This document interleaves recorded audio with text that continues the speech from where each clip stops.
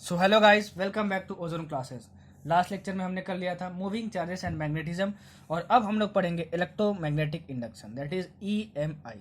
Lecture start करने से पहले एक इम्पॉर्टेंट इन्फॉर्मेशन देनी थी आपको कि 26 जुलाई से 3 अगस्त के बीच में मैं काफ़ी ज़्यादा बिजी रहने वाला हूँ, तो हो सकता है कि कुछ कमेंट्स का रिप्लाई मैं ना कर पाऊँ। ठीक है सर, क्यों बिजी रहने वाले हैं आप? क्योंकि 26 जुलाई से 3 अगस्त के बीच में यार मेरे एग्ज़ाम्स के डेट्स आ गए हैं। ठीक है, और 26 जुलाई से 3 अगस्त के बीच में मेरे सारे एग्ज़ाम होने हैं, तो मुझे खुद का भी अब बहुत पढ़ना होगा।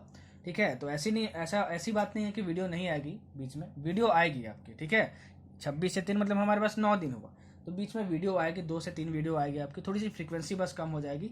जो 9 दिन में मेरा टारगेट था कि कम से कम आपको 5-6 वीडियो मैं प्रोवाइड कर सका हूँ, अब उसका हाफ आएगा। मतलब अगर 5 वीडियो आने वाला था तो 2 वीडियो आएगा, 6 वीडियो आने वाला था तो अब 3 वीडियो आएगा। मतलब इन 9 दिनों में आप 3 वीडियो लेके चलो। ठीक है, इन 9 दिनों में 3 वीडियो आपको फिजिक्स के मिलेंगे। ठीक है, और अगर इस दौरान मैं अगर कमेंट्स का रिप्लाई ना कर पाऊँ तो यार माफ़ करना थोड़ा, क्योंकि मैं खुद बहुत बिजी रहूँगा इन 9 दिनों में। ठीक है, चलो अब हम लोग पढ़ेंगे electromagnetic induction, that is EMI. यहाँ से एटलीस्ट एक क्वेश्चन पूछा जाता है, कम से कम एक क्वेश्चन, और वो क्वेश्चन बहुत ज़्यादा ईजी होता है। नीट पॉइंट ऑफ व्यू से जितना इंपॉर्टेंट है मैं उतना इस लेक्चर में कवर करने वाला हूँ, जितना सिलेबस में उतना भी कवर करने वाला हूँ। इतना पढ़ लोगे तो that is more than enough for EMI chapter. Coaching institute के पैकेजेस में पता नहीं क्या क्या दे रहा था, इसलिए आप पागल से हो जाते हो और आपको समझ में भी नहीं आ जाता है कि क्या पढ़े और क्या नहीं पढ़े, और लास्ट में ईएमआई छोड़ के चले जाते हो। मैं इस रिवीजन क्रैश कोर्स में सिर्फ फार्मूला नहीं नोट करवाने वाला हूँ। अगर मेरे पुराने स्टूडेंट तो आप जानते होंगे, अगर आप नए स्टूडेंट हो तो मैं आपको बता दूँ कि जिस चीज़ की जितनी एक्सप्लेनेशन की ज़रूरत होती है मैं उसको भी रिवीजन कोर्स में कवर करता हूँ, और लास्ट में अच्छे अच्छे क्वेश्चन भी करवाता हूँ प्रीवियस ईयर के। तो वीडियो देखना तो पूरा देखना, नहीं तो मत देखना, क्योंकि पूरा वीडियो देख लोगे तभी मज़ा आएगा, तभी सब कुछ क्लियर होगा, और उसके बाद फिर प्रीवियस ईयर बना लोगे तो ठीक। अच्छा, अब जो नए बच्चे हैं मैं उनको ये भी बता दूँगा, क्लास 11 का हर एक चैप्टर कंप्लीट हो चुका है। चैनल पे अलग से उसका प्लेस बना हुआ है। ठीक है, क्लास 11 का हर एक चैप्टर मैं अच्छे से कवर कर चुका हूँ। जो बच्चे नहीं देखें तो प्लीज़ जाके पहले उसको देखें, और 12th हमारा ऑन गोइंग है, उसके बाद 12th पर है। ठीक है, नहीं तो एटलीस्ट जो बच्चे नए हैं उनके पास टाइम नहीं है तो कम से कम वेक्टर से रोटेशन मैकेनिक्स तक देख ले वो। ठीक है, वेक्टर देख ले, वर्क एनर्जी पावर देख ले, लॉज ऑफ मोशन देख ले, रोटेशनल मैकेनिक्स देख ले, उसके बाद 12th पर आ जाए, और 12th को इलेक्ट्रोस्टैटिक से स्टार्ट करें। ठीक है, जब फिर 12th कंप्लीट हो जाएगा फिर दोबारा आप रोटेशनल मैकेनिक्स के बाद वाले चैप्टर्स कर लेना, that is fluid mechanics, gravitation, और जो भी चैप्टर्स हैं आपके। ठीक है, चलो अब हम लोग पढ़ेंगे ईएमआई। ठीक है, एकदम इजी लैंग्वेज आपको समझाऊंगा, और फिर से बोल रहा हूँ कि अगर जो मैं लिखता हूँ वो आपको अच्छे से ना दिखाई देता हो तो मेरी वीडियो को 480p रेजोल्यूशन में देखना, और अगर आवाज़ क्लियर नहीं आती हो, मतलब आवाज़ अच्छे से सुनाई नहीं देती हो, आवाज़ थोड़ी धीमी हो, तो आप ईयरफोन लगा कर देखना। अगर इंटरनेट चला रहे हो, 4G का ज़माना, तो ईयरफोन होगा ही, तो थोड़ा सा कष्ट कर लेना यार, ईयरफोन लगा कर देख लेना। ठीक है, चलो। और जो नए बच्चे हैं मैं उनको बता दूं कि जो भी मैं बोलता हूं और जो भी मैं लिखता हूं दोनों के बेसिस पे नोट्स बनाना। नोट्स एकदम भयानक बनेंगे, एकदम खतरनाक, मज़ा आ जाएगा आपको। ठीक, चलो पढ़ते हैं हम लोग इलेक्ट्रोमैग्नेटिक इंडक्शन। सबसे पहले कॉन्सेप्ट देखो मैग्नेटिक फ्लक्स का, कि मैग्नेटिक फ्लक्स क्या होता है। देखो, पिछले लेक्चर में मैंने बताया था आपको कि इमेजनरी इलेक्ट्रिक फील्ड लाइंस होती हैं, सॉरी मैग्नेटिक फील्ड लाइंस होती हैं, इमेजनरी मैग्नेटिक फील्ड लाइंस होते हैं। अगर इसमें कोई सरफेस रखा हुआ है, ठीक है, और इससे मान लो ये मैग्नेटिक फील्ड लाइंस पास हो रही हैं, तो जो मैग्नेटिक फ्लक्स होता है उसको हम लोग फाई से डिनोट करते हैं, और उसकी वैल्यू जो होती है वो होती है B vector dot A vector. क्या है? B vector dot A vector. तो डॉट प्रोडक्ट को हम लोग क्या लिख सकते हैं? B A into cos theta. यहाँ थीटा क्या है? यहाँ पे थीटा क्या है? थीटा देखो क्या है, बता रहा हूँ, एरिया वेक्टर। तो एरिया वेक्टर हमेशा परपेंडिकुलर होता है, सर ने इलेक्ट्रोस्टैटिक चैप्टर में बताया था। तो इस सरफेस के परपेंडिकुलर ये एरिया वेक्टर हुआ, ये एरिया वेक्टर है। ठीक है, और ये देखो जिस डायरेक्शन में मैग्नेटिक फील्ड लाइंस है उस डायरेक्शन में मैग्नेटिक फील्ड का डायरेक्शन होता है। तो इस एरिया वेक्टर और इस मैग्नेटिक फील्ड वेक्टर में जो एंगल होता है थीटा, वो होता है यहाँ पे ये थीटा, मतलब theta is angle between B vector and A vector. तो जो मैग्नेटिक फ्लक्स होता है वो क्या होता है? बी ए कॉस थीटा, ये फॉर्मूला होता है। बी क्या होता है? Magnetic field. ए क्या होता है? इस सरफेस की एरिया। और थीटा क्या होता है? मैंने आपको बता ही दिया। मैग्नेटिक फील्ड, मैग्नेटिक फ्लक्स का अगर आप डिफिनेशन पूछोगे तो मैं आपको बोलूंगा number of magnetic field lines, number of magnetic field lines crossing this area, crossing this area, मतलब इस एरिया से कितनी मैग्नेटिक फील्ड लाइंस पास हो रही हैं, that is called magnetic flux. मतलब मैग्नेटिक फ्लक्स नाम दे दिया गया है बस, मतलब किसी भी एरिया से कितनी मैग्नेटिक फील्ड लाइंस पास हो रही हैं उसका मेजरमेंट क्या कहलाता है, उसका मेजरमेंट क्या कहलाता है, उसको नापना क्या कहलाता है, मैग्नेटिक फ्लक्स। उसका फॉर्मूला क्या होता है, बी ए कॉस थीटा, बहुत ज्यादा इंपॉर्टेंट है, इसको याद रखना। और यहाँ पे थीटा क्या है वो भी समझ लेना, ठीक है। देखो अगर आप मेरे पिछले लेक्चर्स नहीं देखे हो इलेक्ट्रोस्टैटिक्स, करंट और मैग्नेटिज्म, तो प्लीज उसको देख लेना, तभी ईएमआई आपको अच्छे से समझ में आएगा। अगर आप वो लेक्चर्स नहीं देखे हो, डायरेक्ट ईएमआई देख रहे हो और हीरो बनने की कोशिश कर रहे हो, तो फिर भाई आपको डायरेक्शन वगैरह भी मैं जो आगे आपको बताने वाला हूँ आपको कुछ भी समझ में नहीं आएगा, और समझ में आ भी जाएगा तो बाद में जाकर कंफ्यूज हो जाओगे। तो please electrostatics, current, electricity and जो मूविंग चार्जेस एंड मैग्नेटिज्म वाला चैप्टर, एटलीस्ट ये 3 चैप्टर देख लेना, उसके बाद फिर ईएमआई पर आना, ठीक है ना, तभी आपको अच्छे से क्लियर होगा, नहीं तो नहीं होगा, ठीक है। चलो, तो ये मैग्नेटिक फ्लक्स था। अगर किसी एरिया के थ्रू अगर आपको बोला हो कि 4 मैग्नेटिक फील्ड लाइन पास हो रही है और किसी एरिया के थ्रू 10 मैग्नेटिक फील्ड लाइन पास हो रही है, तो बताओ मैग्नेटिक फ्लक्स किसका ज्यादा होगा। अरे तो सर ने तो बताया था कि number of magnetic field lines crossing this area, मतलब एक एरिया से कितनी number of magnetic field lines pass हो रही है, उसी को क्या कहते हैं, मैग्नेटिक फ्लक्स। तो एक एरिया से 4 मैग्नेटिक फील्ड लाइन पास हो रही है, एक एरिया से 10 मैग्नेटिक फील्ड लाइन पास हो रही है, मतलब कि जहां से 10 मैग्नेटिक फील्ड लाइन पास हो रही है वहां से मैग्नेटिक फ्लक्स ज्यादा होगा, क्या होगा, ज्यादा होगा, ठीक है।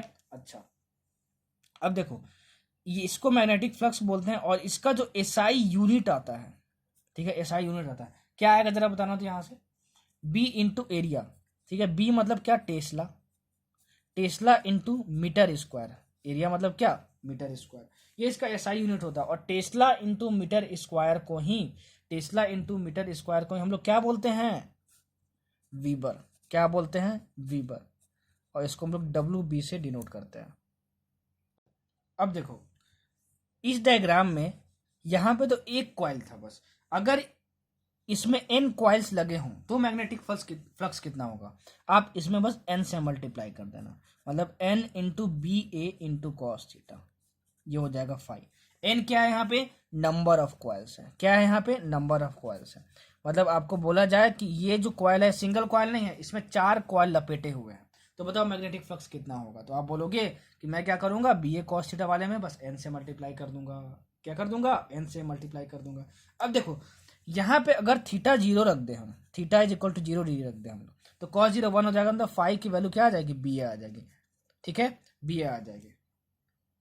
और ये जो फ्लक्स होगा वो मैक्सिमम होगा, वो फ्लक्स होगा क्या होगा, मैक्सिमम होगा। क्यों, क्योंकि phi equal to B A cos theta है, तो कॉस थीटा की वैल्यू जब 1 हो जाए, कॉस थीटा की वैल्यू जब 1 हो जाए तब 5 भी मैक्सिमम होगा। सर ये आप कैसे बोल रहे हो, अरे भाई मैं काइनेमेटिक्स में ही बता चुका हूँ आपको कि कॉस थीटा की मैक्सिमम वैल्यू 1 होती है, कितनी होती है, 1 होती है, ठीक है। तो जब कॉस थीटा 1 होगा इसका मतलब क्या, कि theta is equal to 0 degree होगा, तो 5 की वैल्यू क्या हो जाएगी, मैक्सिमम हो जाती है। यहाँ से क्वेश्चन भी पूछता है कि बताओ maximum value of magnetic flux theta is equal to कितने डिग्री पे पॉसिबल, तो आप लोग 0 डिग्री पे, कभी कभी ये भी दिया रहता है कि देखो थीटा 0 है, इसका मतलब क्या, ये एंगल 0 है, मतलब एरिया वेक्टर और बी वेक्टर दोनों पैरेलल हैं। तो जब area vector and B vector जब पैरेलल होते हैं तो थीटा 0 डिग्री आ जाता है, आया कि नहीं। देखो ये थीटा है तो ये थीटा एरिया वेक्टर ऐसे आ जाएगा और बी वेक्टर भी ऐसे आ जाएगा, तभी तो थीटा 0 डिग्री होगा, ठीक है। तो थीटा 0 डिग्री आ जाएगा, और जब थीटा 0 डिग्री आ जाएगा तो मैग्नेटिक फ्लक्स की वैल्यू मैक्सिमम होती है, क्या होती है,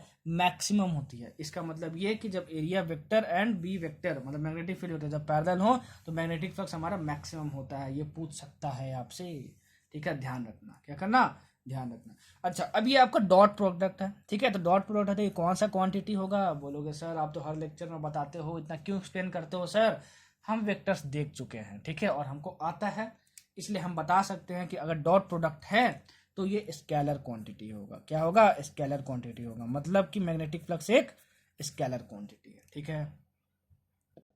तो इतना आप याद रखना मैग्नेटिक फ्लक्स के बारे में, ठीक है। अब हो सकता है बी वेक्टर आपको दिया हो, किसके फॉर्म में, वेक्टर के फॉर्म में, ए वेक्टर आपको दिया हो वेक्टर के फॉर्म में, ठीक है, और आपको मैग्नेटिक फ्लक्स पूछ दे, तो बोलोगे सर मैंने आपका वेक्टर चैप्टर देखा है, सर डॉट प्रोडक्ट कैसे निकालते हैं दो वेक्टर्स का, जब वेक्टर फॉर्म में गिवन हो, जैसे मतलब कि बी वेक्टर मान लो आपको दिया हो ए आई कैप प्लस 6 जे कैप, ठीक है, और ए वेक्टर आपको दिया हो मान लो ये 2 ले लो, ठीक है, ए वेक्टर मान लो दिया हो फोर जे कैप। ठीक है, तो आपसे बोले कि बताओ मैग्नेटिक फ्लक्स कितना होगा, तो इन दोनों वेक्टर का डॉट प्रोडक्ट निकाल सकते हो कि नहीं, क्योंकि ये आपका डॉट प्रोडक्ट है। बोलोगे सर हाँ वेक्टर्स में तो आपने सिखाया था ना, कितने बार बताए हम, तो हम बना लेंगे सर, हम आपके स्टूडेंट हैं। ठीक है, और हमको अब फिजिक्स से डर नहीं लगता, फिजिक्स में मजा आता है। आप ये बोलोगे मुझसे, मैं बोलूँगा वाह बहुत अच्छा, ऐसे ही हिम्मत रखना। ठीक है, चलो अब बढ़ते हैं हम लोग आगे, फैराडेज लॉ के बारे में पढ़ते हैं। ठीक है, फैराडेज लॉ क्या था,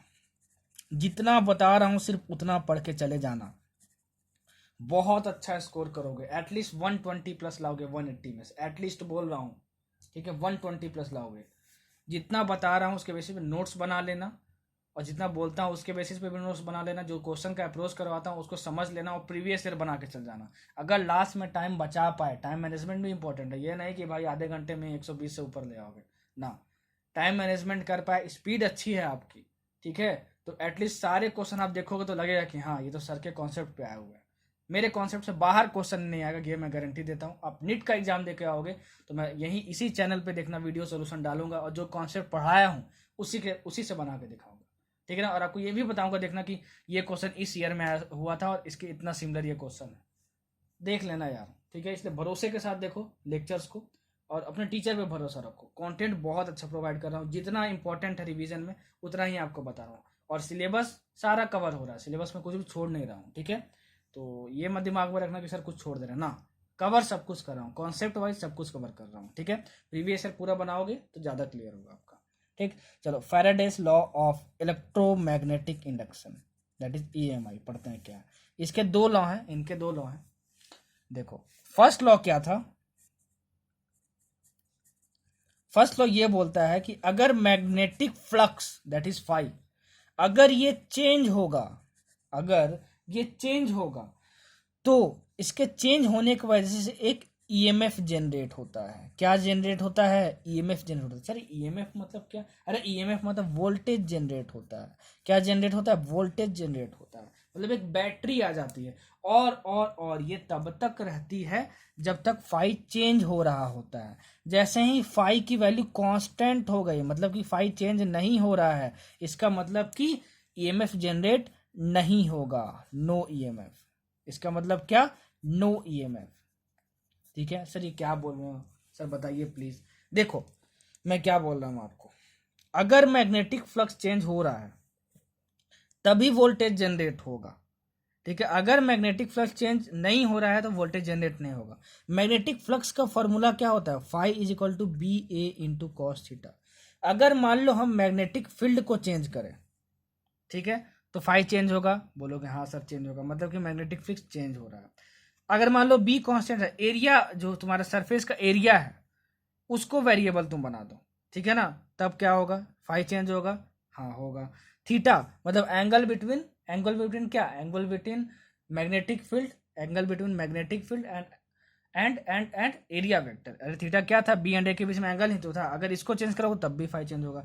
तो इन तीनों में से किसी भी चीज को चेंज करोगे तो फाई चेंज होगा। तो अगर फाई चेंज होगा तब एक वोल्टेज जनरेट होगा, तब एक ईएमएफ जनरेट होगा। लेकिन अगर बी ए और थीटा पूरा कांस्टेंट रहा तो फाई की वैल्यू भी कांस्टेंट रहेगी, और जब फाई कांस्टेंट होता है मतलब कि मैग्नेटिक फ्लक्स जब चेंज नहीं होता है तब ईएमएफ नहीं आएगा। याद रखना, बहुत इंपॉर्टेंट पॉइंट है, बहुत इंपॉर्टेंट पॉइंट है कॉन्सेप्ट वाइज। ठीक है, ये था फर्स्ट लॉ कि अगर ईएमएफ को आना है तो फाई चेंज होना पड़ेगा, और फाई चेंज होने के लिए तीन केसेस हमारे पास होने चाहिए, बी चेंज हो या फिर एरिया चेंज हो या फिर हमारे पास थीटा चेंज हो। ठीक है, देखो अब सेकेंड लॉ क्या था, ये जो ईएमएफ जनरेट होगा, ये जो ईएमएफ जनरेट होगा उसको हम लोग मान लेते हैं जाई। इस जाई का जो मैग्नीट्यूड होगा वो प्रोपोर्शनल होगा D phi by D T के। किसके, d phi by D T के, d phi by D T के। D phi by D T मतलब क्या, rate of change of magnetic flux, rate of change of magnetic flux. अरे भाई phi change हो रहा है टी के साथ, टी के साथ चेंज होना मतलब क्या कहलाता था, रेट कहलाता था, सर ने न्यूटन्स लॉ में बताया था। ठीक है, तो D phi by D T को हम लोग क्या बोलते हैं, rate of change of magnetic flux. तो ये जो अगर ईएमएफ जनरेट होता है तो वो किसके प्रोपोर्शनल होगा, D phi by D T के प्रोपोर्शनल होगा। ये हमारा सेकेंड लॉ बोलता था फैराडेज लॉ का। तो फर्स्ट और सेकेंड लॉ क्या है वो मैंने आपको बता दिया। तो लॉज याद रखना कि फर्स्ट लॉ क्या है इसका और सेकेंड लॉ क्या है। ठीक है, अब देखो लेंस लॉ, लेंस लॉ क्या है, लेंस लॉ का पहले स्टेटमेंट लिख लो। ये बोलता है induced current produced in a circuit always flow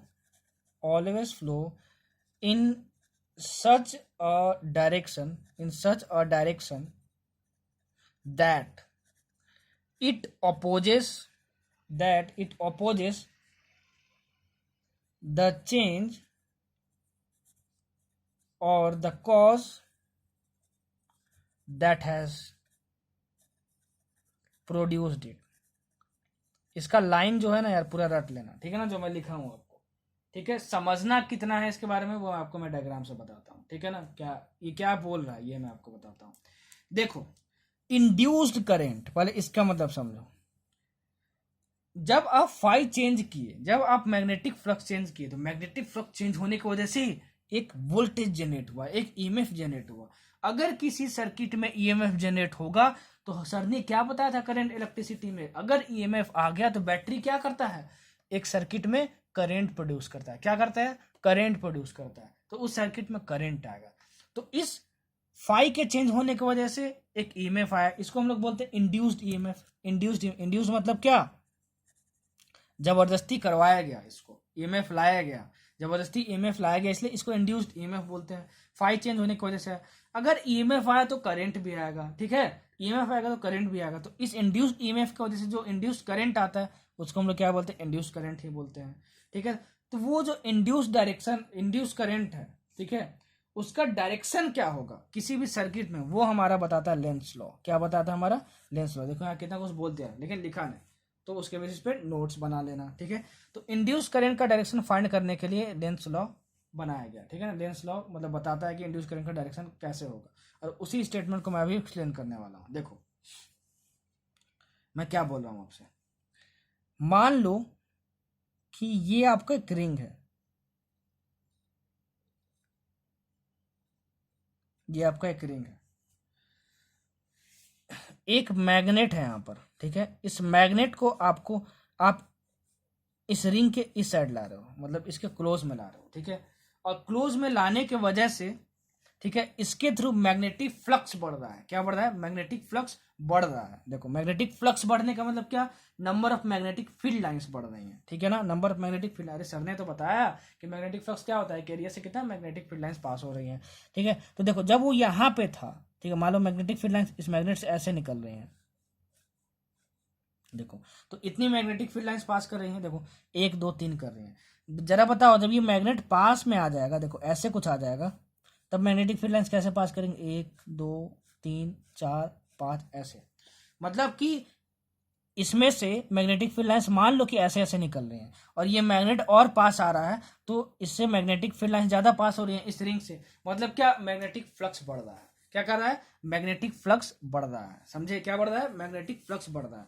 तो अगर मैग्नेटिक फ्लक्स बढ़ रहा है इस रिंग में, तो ये चाहेगा कि इसके मैग्नेटिक फ्लक्स को कम करे, मतलब इसको अपोज करे। क्या करे, अपोज करे।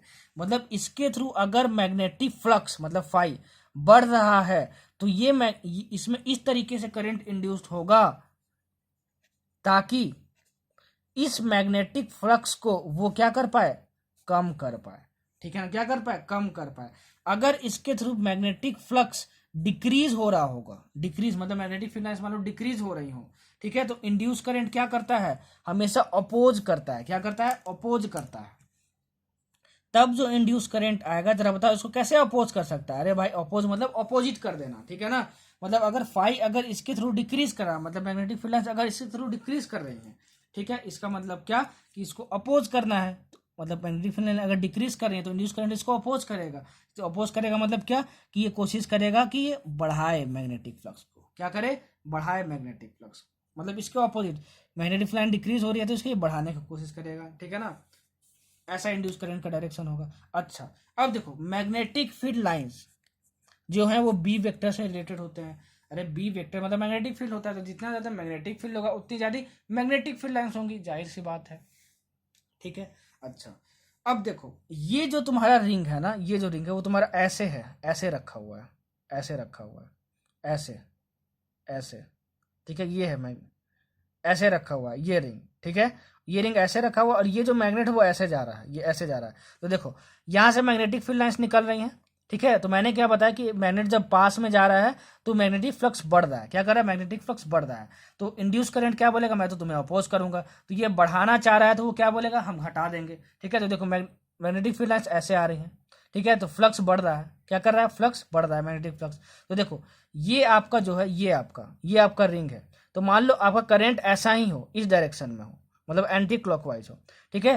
तो हम बोलेंगे कि बताओ कि एक रिंग के सेंटर पे, ठीक है, डायरेक्शन क्या होगा मैग्नेटिक फील्ड का। तो आप बोलोगे sir DL vector cross R vector से हम लोग फाइंड करते हैं, ठीक है, मैग्नेटिक फील्ड का डायरेक्शन। तो देखो मान लो करंट ऐसे फ्लो हो रहा है, तो डीएल वेक्टर ऐसे हुआ, ठीक है, और आर वेक्टर ये हुआ, मतलब कि आपका ये डीएल वेक्टर हो गया, ये डीएल वेक्टर और ये आर वेक्टर, तो मतलब मैग्नेटिक फील्ड इस डायरेक्शन में होगा। तो जरा बताओ कि अगर मैग्नेटिक फील्ड ऐसे ही होंगी, मतलब मैग्नेटिक फील्ड का डायरेक्शन क्या है, ये है। तो देखो जब ये करंट ऐसे आ रहा था तो ये जो करंट फ्लो होने के वजह से जो मैग्नेटिक फील्ड आएगा सेंटर पे वो किस डायरेक्शन में आया, इस डायरेक्शन में आया। तो देखो ये मैग्नेटिक फील्ड लाइंस इस डायरेक्शन में आ रही थी, देखो इस डायरेक्शन में आ रही थी, आ रही है कि नहीं आ रही है, देखो, ठीक है। तो अगर हम ये करंट ये वाला इंड्यूस करवा, मतलब एंटी क्लॉकवाइज इंड्यूस करवाए, ठीक है, तो देखो मैग्नेटिक फील्ड का डायरेक्शन ये आया, मतलब इसके वजह से जो मैग्नेटिक फील्ड लाइन्स आएंगे वो ऐसे ही आएंगे। देखो इसको अपोज कर रहा है कि नहीं, ये मैग्नेटिक फील्ड ये मैग्नेटिक फील्ड लाइन्स इस साइड आ रही हैं और इसके द्वारा करंट आने की वजह से मैग्नेटिक फील्ड प्रोड्यूसर है वो इस साइड जा रही है। तो देखो इसके वजह से जो करंट आया इसमें, ठीक है, उसका मैग्नेटिक फील्ड इसको अपोज कर रहा है, यही अपोज जो है, ठीक है, ये कहलाता है, ठीक है ना। मतलब ये जो अपोज वर्ड है इसे यूज किया गया कि जो मैग्नेटिक फ्लक्स देखो बढ़ रही है तो इसको अपोज कर रहा है, क्या कर रहा है, अपोज कर रहा है। अब देखो मान लो कि ये ऐसे आप माने, अब वही मान लो आप ऐसे माने होते, मतलब क्लॉकवाइज करंट मान ले होते, तो ये डीएल हो गया क्रॉस आर हो गया, मतलब ये ऐसे होता है मैग्नेटिक फील्ड लाइंस, ठीक है। तो अगर ये मैग्नेटिक फील्ड लाइंस देखो ऐसे आ रही हैं, ठीक है, और इसके द्वारा भी मैग्नेटिक फील्ड लाइंस ऐसे ही हो जाती, क्योंकि बी वेक्टर ऐसे ही है और बी वेक्टर का जो डायरेक्शन होता है वो मैग्नेटिक फील्ड लाइंस का डायरेक्शन होता है। तो देखो इसको अपोज कर रहा है कि क्या कर रहा है, प्रमोट कर रहा है, तो बोलोगे आप कि इसका साथ दे रहा है, मैग्नेटिक फील्ड लाइंस ऐसे ही थी और अभी भी ऐसे ही है। तो ऐसे नहीं करना है आपको, क्या करना है, हमेशा अपोज करना है, क्या करना है, हमेशा आपको अपोज करना है। तो ये था आपका लेंस लॉ, होप कि आपको समझ में आ गया होगा। अगर आपको समझ में नहीं आया तो इसका सिर्फ दो रीजन हो सकता है, ठीक है। आप मेरा मूविंग चार्जेस एंड मैग्नेटिज्म का चैप्टर नहीं देखे हो और उसको अच्छे से नहीं समझे हो, अगर वो अच्छे से देख लिए हो तो फिर ये आपको समझ में आना चाहिए। फिर भी नहीं समझ में आया तो ये वाला जो स्लाइड है आपको कम से कम 4 से 5 बार रिप्ले करके देखो, रिवाइंड करके देखो, आपको जरूर समझ में आएगा। बहुत अच्छे से मैंने एक्सप्लेन किया है। तो ये आपको डायरेक्शन समझ में आना चाहिए, ठीक है ना, कि इंड्यूस करंट का डायरेक्शन क्या होगा। तो इसमें इंड्यूस करंट का डायरेक्शन क्या हो जाएगा, एंटी क्लॉकवाइज हो जाएगा, क्या हो जाएगा, एंटी क्लॉकवाइज, मतलब इंड्यूस करंट ऐसे आएगा। और ये इंड्यूस करंट क्यों आया, इंड्यूस करंट क्यों आया, क्योंकि इसके थ्रू मैग्नेटिक फ्लक्स चेंज हो रहा था। मैग्नेटिक फ्लक्स चेंज होगा तब इंड्यूस ईएमएफ आएगा, इंड्यूस ईएमएफ आएगा तो इंड्यूस्ड करंट आएगा, ठीक। अब देखो आगे, E is proportional to d phi by D t, implies that proportional sign हटाओगे तो ये माइनस आ जाता है यहाँ पे और minus d phi by D t आ जाता है, इसको याद रखना। ये क्या है आपका, जरा बताना। तो ये है आपका इंड्यूस्ड ईएमएफ, क्या है आपका, इंड्यूस्ड ईएमएफ, मतलब क्या, वोल्टेज। अरे भाई वी से जिसको डिनोट करते थे आप उसको वी भी लिख सकते हो, V equal to minus d phi by D T, मतलब कि phi as a function of, मान लो phi equal to 60 square plus 4 दिया हुआ है और आपसे बोले कि बताओ ईएमएफ कितना इंड्यूस हो रहा था, आप क्या बोलोगे, D phi by D T is equal to कितना, 6 टू 12 टी, ठीक है ना, क्या करोगे 12 टी और फिर यहाँ पे माइनस लगा दोगे, आपको क्या आ जाएगा, इंड्यूस्ड ईएमएफ आ जाएगा। और मैग्नीट्यूड आपसे पूछेगा तो आप मॉड के पॉजिटिव कर देना। समझ में आया, नहीं समझ में आया तो दोबारा रिवाइंड करो, रिप्ले करो, फिर से देखो, बार बार देखो, और सबसे पहले मूविंग चार्जेस एंड मैग्नेटिज्म देख लेना, ठीक है ना, तभी ईएमआई आपको समझ में आएगा। और जो लेंस लॉ है ना वो कंजर्वेशन ऑफ एनर्जी पे बेस्ड है, इस पॉइंट को याद रख लेना। लेंस लॉ जो है वो कंजर्वेशन ऑफ एनर्जी पे बेस्ड है। सर कैसे बेस्ड है, रेगुलर क्लास नहीं है, बच्चा नहीं तो आपको जरूर समझाता, ठीक है। इतना समझ लो कि लेंस लॉ जो है वो कंजर्वेशन ऑफ एनर्जी पे बेस्ड है, ठीक है। अच्छा अब देखो ये बताओ मैग्नेटिक फील्ड लाइंस है किस डायरेक्शन में है, अंदर की ओर है, कैसे पता चला, यहाँ क्रॉस लगा है। सर मैग्नेटिज्म चैप्टर हम आपका देख चुके हैं, ठीक है। और इसमें देखो एक रेक्टेंगुलर लूप रखा हुआ है, लूप मतलब एक रेक्टेंगल रखा हुआ है मान लो, ठीक है, वो इस एरिया में ही बस मूव करवाया जा रहा है, इस एरिया में मूव करवाया जा रहा है, ठीक है। तो बताओ इसके through magnetic field line change हो रही है क्या? नहीं चेंज हो रही है। एरिया चेंज हो रहा है क्या इसका? नहीं चेंज हो रहा है। थीटा चेंज हो रहा है क्या इसके बीच में? नहीं। थीटा क्या होता है? एंगल बिटवीन बी एंड ए। तो ये तो लूप जो है सिर्फ इसी में मूव करवाया जा रहा है, इसी फील्ड में हो रहा है। तो बी तो मैग्नेटिक फील्ड की वैल्यू थी ही, और इसका एरिया पहले से इतना था ही, ठीक है। और थीटा क्या था? एंगल बिटवीन बी एंड ए था। तो बी अभी भी अंदर की ओर है और ये हमेशा आगे की ओर है। अरे एरिया वेक्टर भाई, तो एरिया वेक्टर ऊपर होगा, और बी का डायरेक्शन क्या है? मैग्नेटिक फील्ड का अंदर है। तो अगर एक रीजन में, ठीक है, एक लूप को आप उसी के अंदर में घुमाते रह जाओगे, ठीक है, तो क्या मैग्नेटिक फ्लक्स चेंज होगा क्या? बोलो, मैग्नेटिक फ्लक्स चेंज होगा क्या? बी और ए और थीटा चेंज नहीं हो रहा, मतलब मैग्नेटिक फ्लक्स चेंज नहीं हो रहा। तो अगर मैग्नेटिक फ्लक्स चेंज नहीं हो रहा तो इसमें कुछ इंड्यूस करंट आएगा क्या? मैं बोलूंगा इसमें कोई भी इंड्यूस्ड करंट नहीं आएगा, ठीक है। ये एग्जाम्पल था, आपको समझा दिया। हालांकि आप क्वेश्चन बनाते तो कुछ समझ में आ जाता। लास्ट में जो क्वेश्चन करवाऊंगा उसको जरूर देखना, जरूर देखना, जरूर देखना, ठीक है ना। क्योंकि क्वेश्चन का अप्रोच कैसे करते हैं ईएमआई में वो मैं आपको लास्ट में सिखाऊंगा, ठीक। अब देखो इसी रीजन में क्या करते हैं, देखो इसी रीजन में क्या करते हैं, देखो बी का डायरेक्शन अंदर है और बी वेक्टर ये है, ठीक है। इसी डायरेक्शन में हम क्या करते हैं कि अपने एक्सिस के अबाउट में एक डिस्क को मान लो हम रोटेट कर देते हैं। क्या कर देते हैं? डिस्क को रोटेट कर देते हैं। तो बताओ इस डिस्क की एरिया चेंज हो रही है क्या? नहीं हो रही है। थीटा चेंज हो रहा है क्या? अरे इसका एरिया वेक्टर ऊपर और बी वेक्टर अंदर, एरिया वेक्टर और बी वेक्टर के बीच में एंगल चेंज हो रहा है क्या इसके रोटेट होने की वजह से? बोलोगे नहीं चेंज हो रहा है। बी चेंज हो रहा है क्या? अरे भाई मैग्नेटिक फील्ड पहले बी ही थी, इसे घूमने की वजह से भी बी ही रहेगी, नहीं चेंज हो रहा है। मतलब कि मैग्नेटिक फ्लक्स चेंज नहीं हो रहा है, ठीक है। अगर मैग्नेटिक फ्लक्स चेंज नहीं हो रहा है इसका मतलब क्या? कि इंड्यूस करंट भी नहीं आ रहा होगा, मतलब कि इंड्यूस करंट भी नहीं आ रहा होगा। समझे?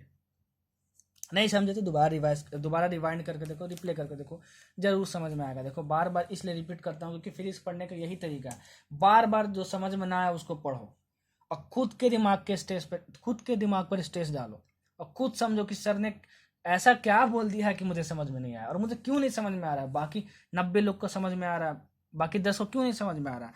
तो मैं आपको बता दूं, बार बार रिप्ले करके देखो, रिवाइंड करके देखो, बार बार ध्यान से सुनो, ध्यान से सुनो।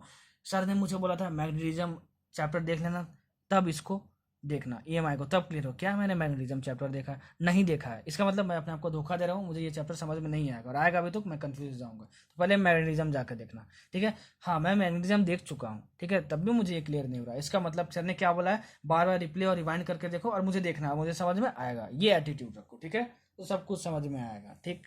चलो अब हम लोग बढ़ते हैं आगे। अच्छा E is equal to minus D phi by D T होता है, ठीक है। ओम्स लॉ में सर ने बताया था कि अगर V is equal to I R होगा, मतलब अगर एक सर्किट है आपका, ठीक है, और इसमें वोल्टेज V है, मतलब बैटरी, इसका ईएमएफ V है, इसमें करंट I फ्लो हो रहा है, ठीक है। अच्छा इसमें करंट I फ्लो हो रहा है, ठीक है। तो V is equal to I R होता है एक रजिस्टर के थ्रू, ठीक है ना, एक रजिस्टर के through R, V is equal to I R होगा यहाँ पे। तो अगर मैं यहाँ से I निकालना चाहूँ तो क्या होगा? V बाई आर होगा। क्या होगा? V बाई आर होगा। तो अगर इसको और इसको कंपेयर करो, ठीक है, तो मैं यहाँ से बोलूंगा कि हमारे पास जो V की वैल्यू है, हमारे पास जो V की वैल्यू कितनी है? Minus D phi by D T है, ठीक है। तो मैं I निकालना चाहता हूँ तो V बाई आर लिखूंगा, मतलब कि इंड्यूस करंट का जो फॉर्मूला हो जाएगा हमारे पास वो कितना हो जाएगा? Minus D phi by D T by R, ये हो जाएगा हमारे पास, ठीक है, ये हो जाएगा हमारे पास। अच्छा अब I is equal to D Q by D T होता है, अरे करंट में सर ने बताया था। तो यहाँ से क्या हुआ? D Q is equal to I into D T, ठीक है। तो इसमें मतलब डी टी से मल्टीप्लाई कर देंगे, मतलब आई डी टी ये बन जाएगा, और फिर वो हमको क्या मिल जाएगा? चार्ज फ्लोइंग मिल जाएगा। कितना मिल जाएगा? क्या मिल जाएगा? चार्ज फ्लोइंग मिल जाएगा, ठीक है। तो इधर उधर टी से मल्टीप्लाई कर दो तो आपको क्या मिल जाएगा? I D T is equal to minus D phi by R, और ये क्या है आपका? चार्ज फ्लोइंग, मतलब क्या? Q इज इक्वल टू आपको माइनस डी फाइव, मतलब डेल फाइव, इसको लिख लो, डेल फाइव बाई आर होगा। बहुत ज़्यादा इंपॉर्टेंट, बहुत ज़्यादा इंपॉर्टेंट। मतलब कि अप्लाई कैसे करना है सर, आप तो ये तो बता दीजिए पहले। अगर आपके पास कोई भी सर्किट गिवन हो, इसमें सर्किट का रेजिस्टेंस R हो, एक रेजिस्टर R लगा हो, और आपसे पूछा जाए कि बताओ इसमें कितना चार्ज फ्लो हो रहा है, कितना चार्ज फ्लो हो रहा है, तो आप बोलोगे Q is equal to minus del phi by R. Del phi क्या है? फाइव मतलब होता है क्या? फाइव मतलब होता है मैग्नेटिक फ्लक्स। तो डेल का मतलब सर कितने चैप्टर में बता चुके हैं, डेल का मतलब होता है चेंज, ठीक है, मतलब कि charge flowing is equal to minus of change in magnetic flux by resistance. ठीक है, ये फॉर्मूला बहुत इंपॉर्टेंट है, इसको याद रखना है। क्या करना? याद रखना। ठीक है, अब देखो मोशनल ईएमएफ।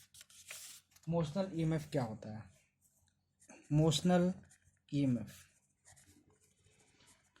अगर कोई भी कंडक्टर किसी भी मैग्नेटिक फील्ड में मूव कर रहा होता है, मान लो आपको ये मैग्नेटिक फील्ड है, तो उसके वजह से जो आता है ईएमएफ, मतलब उसके वजह से जो इंड्यूस्ड ईएमएफ आता है, उसको हम लोग बोलते हैं मोशनल ईएमएफ। ठीक है, मतलब कि देखो कैसे आपको क्वेश्चन आएगा, क्या पूछा जाएगा आपसे। देखो आपके पास एक सर्किट दिया हुआ है, ठीक है, ऐसे सर्किट दिया हुआ है आपके पास। मान लो आपका एक यहाँ पे रॉड लगा हुआ है, ठीक है, और यहाँ पे एक रेजिस्टेंस आर है, और ये रॉड वी स्पीड से मूव कर रहा है। क्या कर रहा है? वी स्पीड से मूव कर रहा है। तो सबसे पहले ये कितने एरिया को स्वेप कर रहा है? देखो कितने एरिया को घसीट रहा है, इतने एरिया को। जब ये रॉड यहाँ पे आ जाएगा मूव करते करते, तो इतने एरिया को वो स्वेप्ट मारा, मतलब कि इतने एरिया को वो कवर किया। तो एरिया चेंज हो रहा है, ठीक है, मोशन की वजह से। तो एरिया चेंज हो रहा है तो मतलब फाई भी चेंज होगा। अगर फाई चेंज होगा, मैग्नेटिक फ्लक्स चेंज होगा, तो इंड्यूस्ड ईएमएफ आएगा। तो इस पूरे सर्किट में एक इंड्यूस्ड ईएमएफ आ जाता है। उसकी जो वैल्यू होती है वो होती है इंड्यूस्ड ईएमएफ, मतलब E is equal to B into L into V by R. कितनी होती है? B into L into V by R. ठीक है, वी क्या है? जिस कांस्टेंट स्पीड से ये कंडक्टर मूव कर रहा है, ठीक है, बोल रहा हूं, लिख लेना, ये है लेंथ ऑफ कंडक्टर। क्या है? Length of conductor. ठीक है, बी क्या है? जिस मैग्नेटिक फील्ड बी में ये कंडक्टर मूव कर रहा है, और आर क्या है? ये रेजिस्टेंस है। ठीक है, मतलब आप क्या बोलोगे, sorry, I is equal to V, हाँ ये आई होगा, आई इतना करंट, इतना इंड्यूस करंट होगा। ठीक है ना, तो बोलोगे I is equal to V by R होता है, मतलब कि इंड्यूस्ड ईएमएफ कितना होगा, इससे कंपेयर कर दो तो आई आई, आर आर और वी है, मतलब कि E is equal to B into L into V होगा। कितना होगा? B into L into V होगा। इतना इंड्यूस्ड ईएमएफ आएगा। क्या आएगा?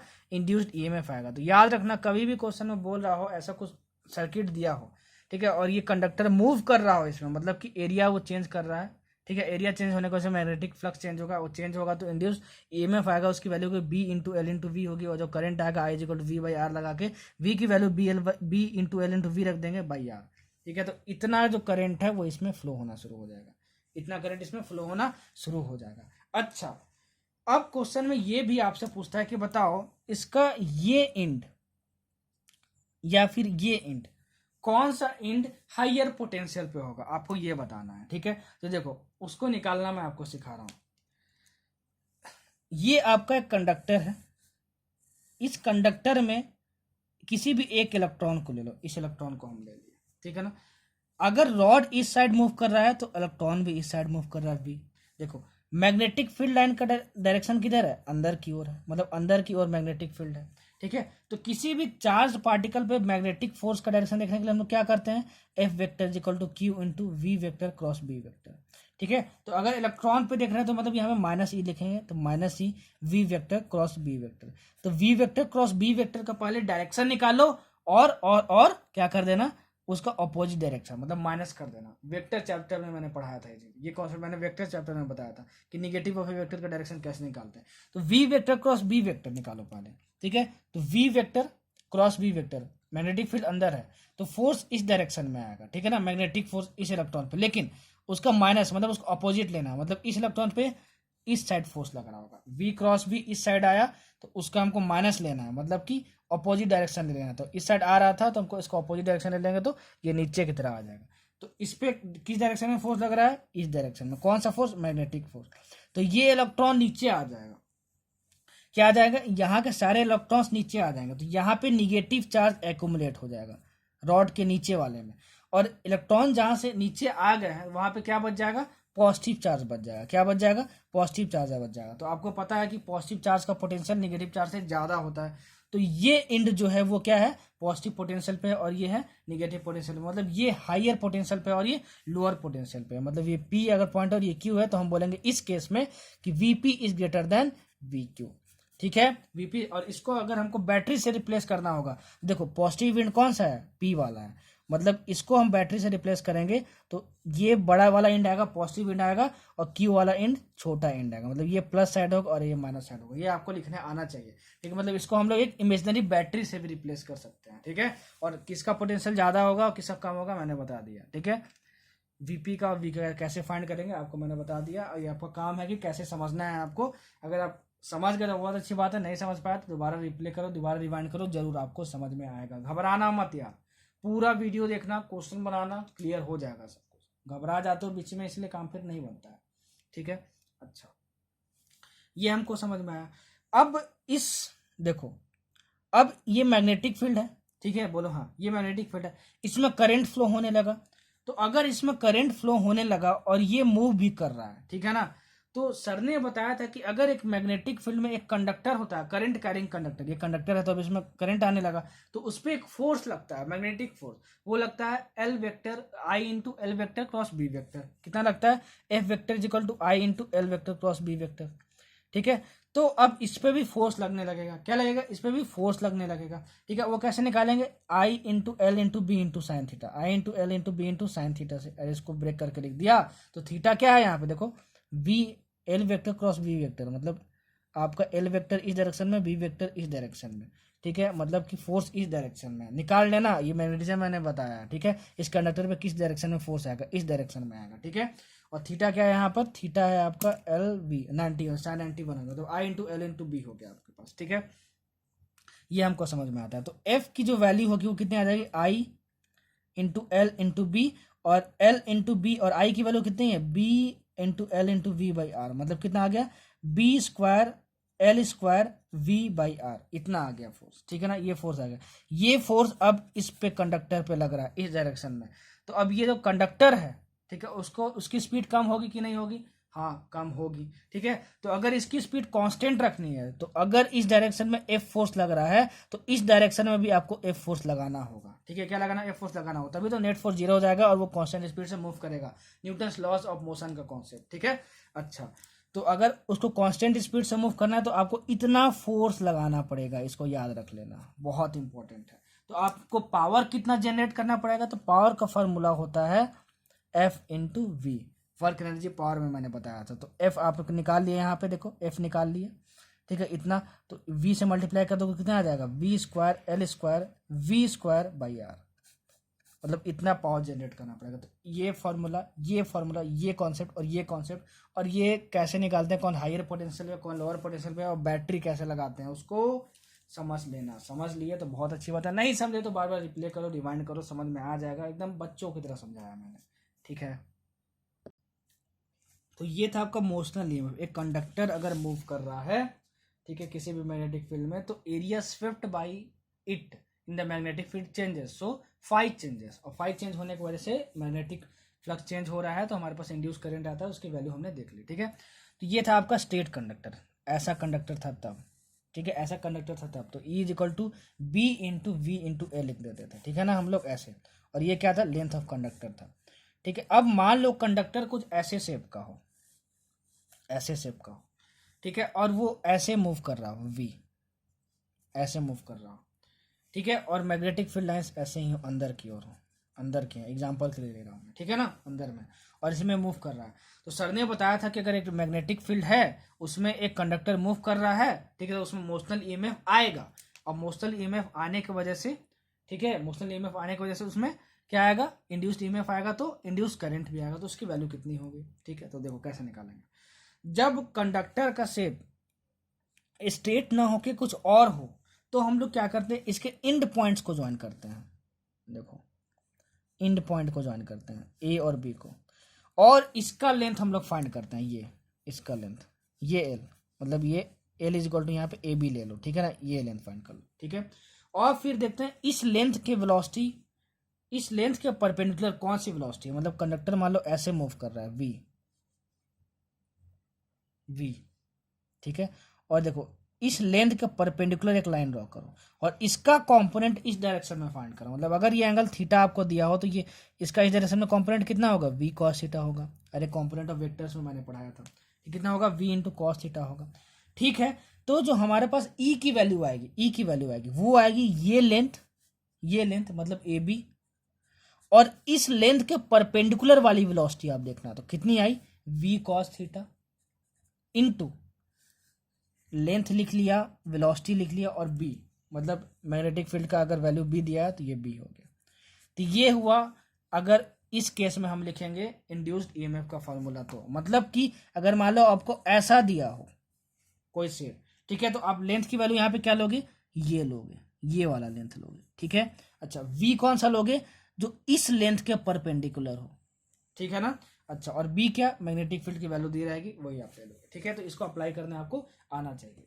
अच्छा, ये तो हमारा था जब कांस्टेंट स्पीड हमको गिवन था तब, ठीक है ना, ये कांस्टेंट स्पीड से मूव कर रहा है एक मैग्नेटिक फील्ड में।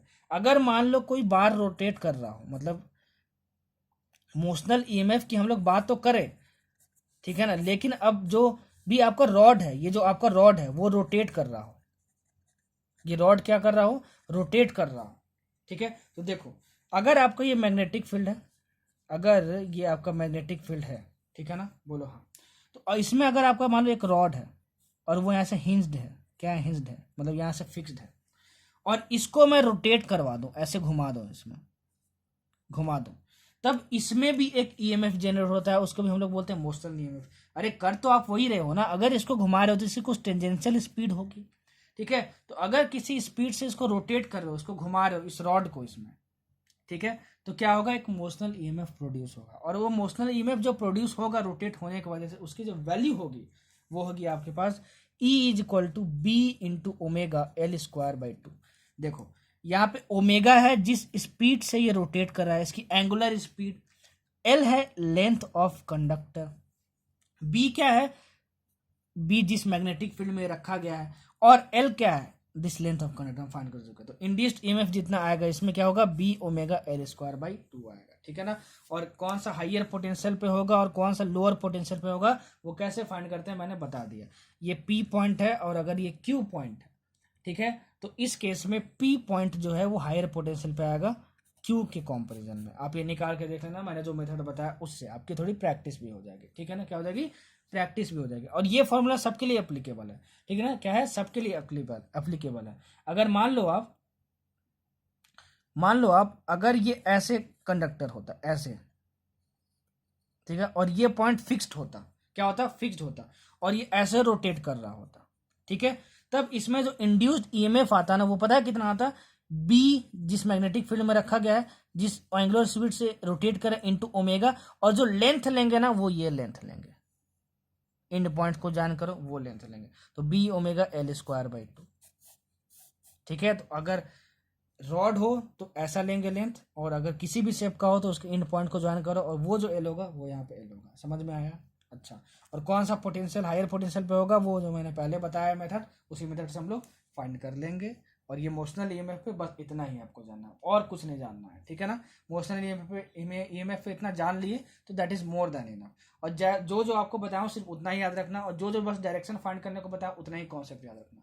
कोचिंग वगैरह में बहुत कुछ बताया जाता है, तो अगर आप उसमें कंफर्टेबल हो तो ऑल गुड, ठीक है। अगर आप उसमें कंफर्टेबल नहीं हो तो सिर्फ मेरा वाला ही मेथड याद रखना, एक टीचर का मेथड याद रखो, ठीक है ना। हम लोग क्या करते हैं, कभी प्रदीप की बुक पढ़ लिए, कभी एच सी वर्मा पढ़ लिए, कभी तुम मेरे लेक्चर देख लिए, कभी यूट्यूब पे 10 वीडियो और देख लिए, सब जगह अलग अलग मेथड बता दिया गया अपने कंफर्ट के हिसाब से। फिर आप पागल हो गए कि अरे सर वो वाला मेथड वहाँ बताया गया था, तो क्या वो गलत है क्या। अरे भाई सारे मेथड सही हैं, कोई भी गलत नहीं है, अपने कंफर्ट के हिसाब से हर कोई खुद का याद रखता है। तो आपको कौन सा आसान होता है उसके बेसिस पे याद कर लो, ठीक है। तो रिवीजन के तौर पे मोशनल ईएमएफ पे बस इतना ही पूछने वाला है, मैं क्वेश्चन करवाऊंगा तो आपको ज़्यादा क्लियर होगा। अब देखो आगे, सेल्फ इंडक्शन। सेल्फ इंडक्शन क्या होता है, देखो क्या क्या इसमें आपको समझना है। अगर आपके पास कोई भी सर्किट है और इसमें मान लो कॉइल्स लगा हुआ है बहुत सारा ऐसे, ठीक है, सर्कुलर कॉइल्स हैं ये, और इसमें करंट फ्लो हो रहा है, क्या हो रहा है, करंट फ्लो हो रहा है। अगर आप इस करंट को चेंज करोगे इस सर्किट में किसी एक्सटर्नल मीन्स से, तो करंट चेंज होने की वजह से होता क्या है कि इस कॉइल्स में जो करंट जा रहा है ना वो करंट चेंज होता है। तो अगर करंट चेंज होता है तो मैग्नेटिक फील्ड भी चेंज होगा। आप बोलोगे सर कैसे, अरे भाई ये कॉइल है आपका, कॉइल के सेंटर पे कितना होता है magnetic field, mu naught I by 2 पार, mu naught I by 2r, हाँ ये होता है। तो अगर आई चेंज हुआ तो इसके थ्रू क्या होगा, मैग्नेटिक फील्ड चेंज होगा। मैग्नेटिक फील्ड चेंज होगा मतलब number of magnetic field lines change होगी। अगर मैग्नेटिक फील्ड लाइंस चेंज होंगी तो मैग्नेटिक फ्लक्स चेंज होगा, और मैग्नेटिक फ्लक्स चेंज होगा तो इस कॉइल में एक इंड्यूस्ड ईएमएफ आएगा, इस कॉइल में एक इंड्यूस्ड ईएमएफ आएगा। तो वो क्या करेगा, इस करंट को अपोज करने की कोशिश करेगा, ठीक है। तो इस करंट के चेंज होने की वजह से इसमें जो इंड्यूस्ड ईएमएफ आता है, ठीक है, तो उसकी वजह से क्या आता है, एक इंड्यूस्ड करंट आता है, ठीक है। तो होता क्या है कि phi is equal to N, देखो कैसे बोलूं आपको, देखो मैंने क्या बोला आपको, एक आपका एक्सटर्नल सर्किट है, ठीक है, इसमें करंट फ्लो हो रहा है, ठीक है। अगर ये करंट चेंज होगा तो मैग्नेटिक फील्ड चेंज होगा, ये समझ में आया, और मैग्नेटिक फ्लक्स चेंज होगा। मैग्नेटिक फ्लक्स आया तो इस कॉइल में क्या होगा, एक इंड्यूस्ड करंट आ जाएगा, ठीक है, एक इंड्यूस्ड करंट है, अरे इंड्यूस्ड ईएमएफ आएगा, उससे क्या आ जाएगा, एक इंड्यूस्ड करंट आ जाएगा। तो हुआ क्या यहाँ पे, देखो आपने इस करंट को चेंज किया और इसमें खुद ना खुद चेंज करंट चेंज करने को से एक इंड्यूस्ड ईएमएफ आ गया, तो खुद ना खुद एक इंड्यूस्ड ईएमएफ जनरेट हो गया, इसीलिए हम लोग बोलते हैं सेल्फ इंडक्शन। सेल्फ मतलब खुद से, मतलब इस कॉइल में खुद से एक इंड्यूस्ड ईएमएफ आ गया, उसकी वजह से खुद से करंट आ गया, ठीक है। अच्छा, तो जो एल होता है, एल वो होता है हमारा एन फाई बाई आई के इक्वल, किसके होता है, एन फाई बाई आई के इक्वल होता है, ठीक है। अब यहाँ पे देखो एल यहाँ पर जो है हमारा वो है सेल्फ इंडक्टेंस, क्या हमारे पास, सेल्फ इंडक्टेंस। एन जो है हमारे पास वो है नंबर ऑफ कॉइल्स, ठीक है, और आई जो है हमारे पास वो है क्या है, करंट, क्या है, करंट, और फाई है हमारे पास क्या, मैग्नेटिक फ्लक्स, फाई है हमारे पास क्या, मैग्नेटिक फ्लक्स। अच्छा ध्यान से सुनना, मैं बोलना क्या चाहता हूँ, देखो अगर आपसे ये पूछा जाए कि सेल्फ इंडक्शन क्या होता है तो आप बता दोगे कि करंट आप चेंज कर रहे हो तो इसमें एक मैग्नेटिक फ्लक्स चेंज हो रहा है, तो इंड्यूस करंट आ रहा है, तो उस फिनोमेनन को हम लोग क्या बोलते हैं, सेल्फ इंडक्शन बोलते हैं। सेल्फ इंडक्शन से रिलेटेड क्या होता है, सेल्फ इंडक्टेंस एक प्रॉपर्टी होती है, उस सेल्फ इंडक्टेंस की वैल्यू क्या होती है, N into phi by I होती है, ठीक है ना। तो एन क्या होता है, नंबर ऑफ कॉइल्स, ये फाई का होता है मैग्नेटिक फ्लक्स की वैल्यू, और आई क्या है, जो करंट फ्लो हो रहा होता है, ठीक है ना, वो आई की वैल्यू हो गई हमारे पास। तो अगर आपसे सेल्फ इंडक्टेंस पूछे थे तो आप निकालोगे क्या, बोलोगे हाँ से निकालेंगे, उसकी वैल्यू कितनी होती है, एन फाई बाई आई होती है। बस सेल्फ इंडक्शन के बारे में इतना ही जानना है, ठीक है। एक चीज और जान लो कि सेल्फ इंडक्टेंस का फॉर्मूला ये होता है हमारे पास, ठीक है। अगर सेल्फ इंडक्टेंस सोलेनॉइड का पूछा जाए, सेल्फ इंडक्टेंस सोलेनॉइड का पूछा जाए, सेल्फ इंडक्टेंस ऑफ सोलेनॉइड आपसे पूछा जाए, ठीक है, तो आप बोलोगे उसकी जो वैल्यू होती है वो होती है L is equal to mu naught into mu R into N square into A by L, by L. यहां पे जो एल है वो लेंथ ऑफ सोलेनॉइड है, लेंथ ऑफ सोलेनॉइड है। ए जो है यहां पे क्रॉस सेक्शन ऑफ सोलेनॉइड है। कैपिटल एन तो मैंने बता दिया, कैपिटल एन क्या है, नंबर ऑफ टर्न्स है, नंबर ऑफ टर्न्स है। म्यू आर क्या है यहाँ पे, रिलेटिव परमिएबिलिटी, क्या है, रिलेटिव परमिएबिलिटी। अगर क्वेश्चन में रिलेटिव परमिएबिलिटी दिया हो तो यहाँ पे रख देना वैल्यू, अगर ना दिया हो तो उसकी वैल्यू कितने लेते हैं, 1 लेते हैं। सर आपने कहा बताया, ये मैग्नेटिज्म चैप्टर में मैंने बताया, ठीक है ना, क्या लेते हैं, 1 लेते हैं। हालांकि यहाँ पे मैंने बोल दिया, अगर आप नहीं जानते हो तो आप नोट्स में लिख लेना, ठीक है। तो सर आएगा कैसे क्वेश्चन, देखो सब कुछ दिया रहेगा आपको, एक क्रॉस सेक्शन एरिया दिया रहेगा सोलेनॉइड का, नंबर ऑफ टर्न्स दिया रहेगा, लेंथ ऑफ सोलेनॉइड दिया रहेगा, म्यू आर भी दिया रहेगा, नहीं दिया रहेगा तो इसकी वैल्यू 1 रख लेना, और म्यू नॉट भी दिया रहेगा, ठीक है ना, ठीक है। तो आपको एल मतलब क्या, सेल्फ इंडक्टेंस की वैल्यू फाइंड करने रहेगी, लेकिन ये बच्चों को फॉर्मूला याद ही नहीं होता, इसलिए फिर वो क्वेश्चन नहीं कर पाते, क्या कर जाते हैं, नहीं कर पाते हैं।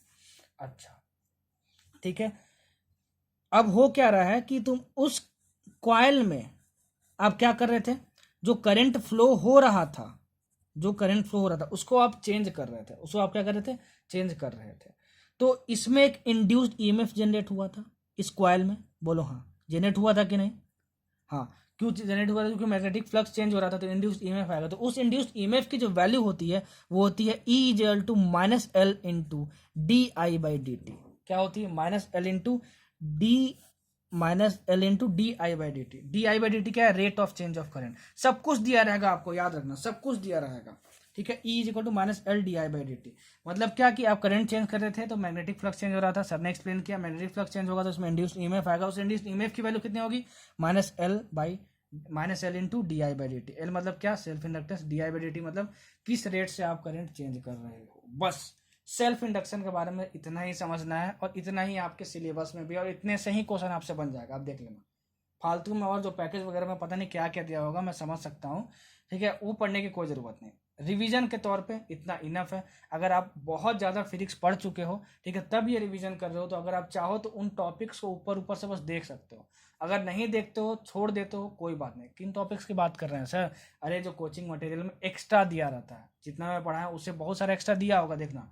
तो अगर आपके पास बहुत टाइम है और वो भी आप पढ़ना चाहते हो तो आपकी मर्जी, आप पढ़ सकते हो, लेकिन मैं रिकमेंड नहीं करूँगा कि आप उसको पढ़ के जाओ, ठीक है। मैं क्या बोलूँगा कि जितना मैं पढ़ा रहा हूँ उतना पढ़ लो, मोर देन इनफ है। लेकिन फिर भी अगर आप चाहते हो कि बहुत ज़्यादा प्रैक्टिस करूँ, मेरे पास बहुत ज़्यादा टाइम है, ये सब तो मैं पढ़ चुका हूँ, तो आप उसको पढ़ सकते हो और बना सकते हो। लेकिन अगर आप बिगनर हो और आपको कुछ भी नहीं आता और आप बहुत स्ट्रगल कर रहे हो फिजिक्स में, तो मैं जितना पढ़ा रहा हूँ बस उतना पढ़ के चले जाना। टाइम मैनेज कर लिए तो 120 प्लस लेके आओगे, देखना 120 प्लस लेके आओगे, ठीक है। चलो, तो सेल्फ इंडक्टेंस के बारे में इतना हमको जानना था। अब देखो mutual induction, mutual induction, self inductance और म्यूचुअल इंडक्टेंस से बहुत कम क्वेश्चन आता है। शुरू में जितने कॉन्सेप्ट बताए वहां से बहुत सारे क्वेश्चन पूछे जाते हैं, लेकिन यहाँ से कम क्वेश्चन पूछे जाते हैं, ठीक है। देखो, मान लो तुम्हारे पास कॉइल रखा हुआ है, ये कॉइल, दो पास में कॉइल रखे हुए हैं, ठीक है। इसमें N1 टर्न्स है, इसमें N2 टर्न्स है। इसका क्रॉस सेक्शनल एरिया A1 है, इसका क्रॉस सेक्शनल एरिया A2 है। इसमें मैग्नेटिक फील्ड की वैल्यू B1 है, इसमें मैग्नेटिक फील्ड की वैल्यू B2 है। इसमें मैग्नेटिक फ्लक्स कितना है, φ1 है, इसमें मैग्नेटिक फ्लक्स φ2 है। तो जो म्यूचुअल इंडक्शन है उसको हम लोग M से डिनोट करते हैं, और इसका M का जो फॉर्मूला होता है वो होता है हमारे पास M is equal to N2 into B1 into A2 by I1। Important है, याद कर लेना, ठीक है। याद रखना N2 किसका लिए, B1 किसका लिए, और ये एरिया किसका लिए और I किसका लिए। ये होता है म्यूचुअल इंडक्शन का फॉर्मूला। ये होता क्या है, देखो, अगर मान लो यहाँ पे सिंपल कॉइल रखा हुआ है और इस कॉइल में आप करंट फ्लो करवा रहे हो, तो इस कॉइल में आप करंट फ्लो करवा रहे हो, तो एक कॉइल में अगर करंट फ्लो हो रहा है तो मैग्नेटिक फील्ड आएगा, वो कितना होता है, mu naught I by two R होगा। मैग्नेटिक फील्ड आएगा तो मैग्नेटिक फील्ड लाइंस पास होंगी, मैग्नेटिक फील्ड लाइंस पास होंगी। तो मैग्नेटिक फील्ड लाइंस पास होने की वजह से होती क्या है कि इस कॉइल में, ठीक है ना, आपका इंड्यूस्ड ईएमएफ आ जाता है। इसको हम लोग बोलते हैं म्यूचुअल इंडक्शन। म्यूचुअल मतलब दो की वजह से आपस में क्या कर लेना, इंडक्शन कर लेना, मतलब इंड्यूस्ड ईएमएफ जनरेट कर लेना। तो म्यूचुअल इंडक्शन का मतलब हम क्या समझे सर, आप ये बताइए। अरे भाई, आपको क्या करना है, दो कॉइल लेने हैं, एक कॉइल में आपको करंट पास करवाना है, ठीक है, और इस करंट को चेंज करते रहना है। क्या करना है, इस करंट को आपको चेंज करते रहना है। तो करंट की वजह से मैग्नेटिक फील्ड आएगा, और अगर आप करंट चेंज करोगे तो mu naught I by two R होता है कॉइल में मैग्नेटिक फील्ड। तो आपका क्या चेंज होगा, मैग्नेटिक फील्ड भी चेंज होगा, और मैग्नेटिक फील्ड चेंज होगा मतलब क्या, मैग्नेटिक फील्ड लाइन चेंज होगी, मैग्नेटिक फील्ड लाइन चेंज होगी मतलब क्या, मैग्नेटिक फ्लक्स होगा, मैग्नेटिक फ्लक्स चेंज होगा तो मतलब क्या कि इस कॉइल में भी इंड्यूस्ड ईएमएफ आ जाएगा। इसी को हम लोग बोलते हैं म्यूचुअल इंडक्शन। क्या बोलते हैं, म्यूचुअल इंडक्शन। और म्यूचुअल इंडक्शन का जो फॉर्मूला होता है M is equal to N2 B1 A2 by I1। क्या है यहाँ पे सब कुछ मैंने बता दिया। N2 N1 क्या है, number of turns, A1 A2 क्या है आपके पास, एरिया ऑफ क्रॉस सेक्शन, और B1 और B2 क्या है, मैग्नेटिक फील्ड है इसमें और इसमें, मैंने आपको बता दिया, ठीक है। हालांकि बहुत लेस इंपॉर्टेंट है, चाहो तो आप इसको स्केप कर सकते हो। इसको हम लोग बोलते हैं प्राइमरी कॉइल, जिसमें हम लोग करंट फ्लो करवा रहे थे, और इसको हम लोग बोलते हैं सेकेंडरी कॉइल, जिसमें हमारा इंड्यूस करंट, जिसमें हमारा इंड्यूस्ड ईएमएफ आता है, जिसमें हमारा ईएमएफ इंड्यूस होता है।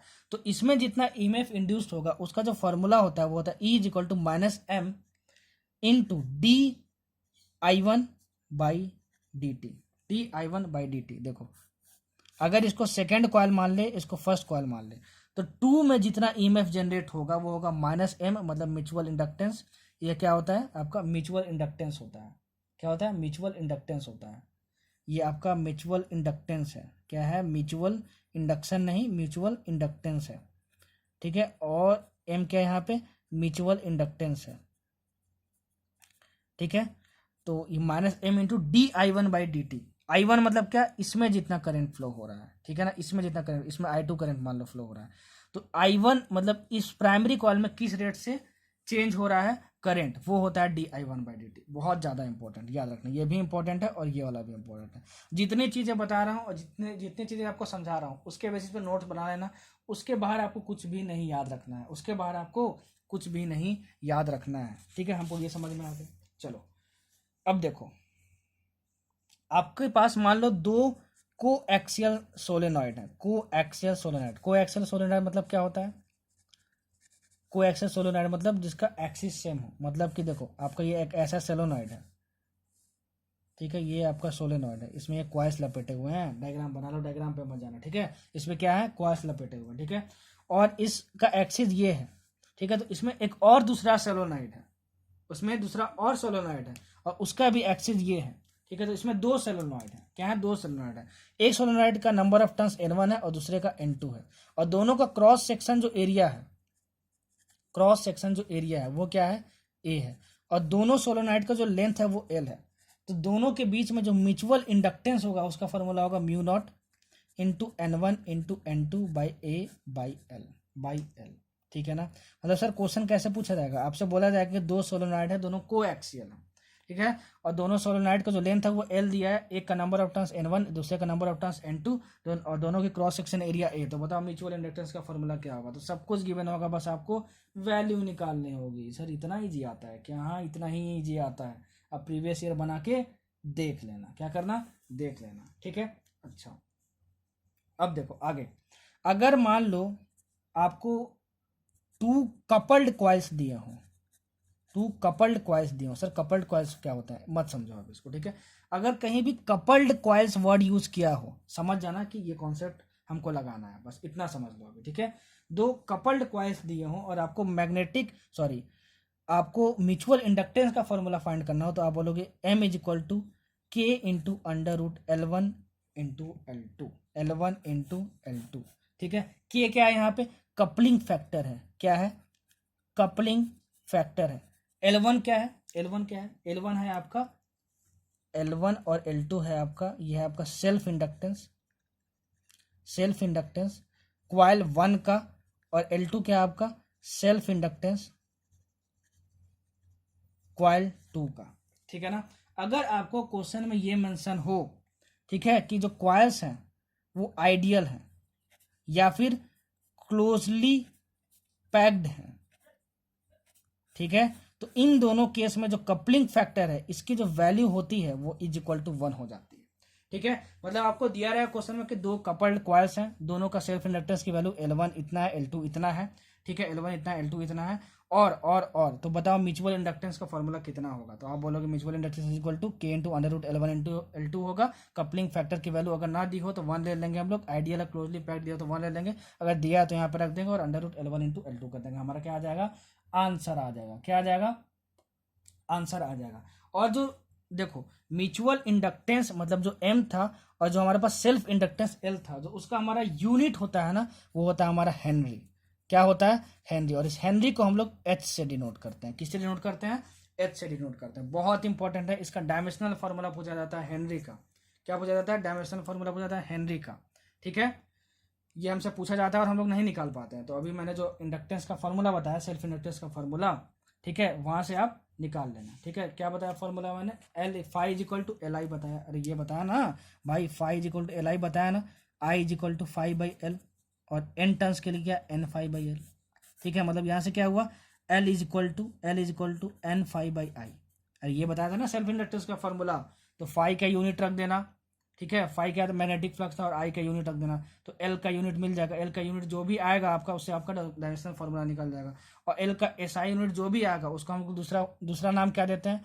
हेनरी नाम देते हैं।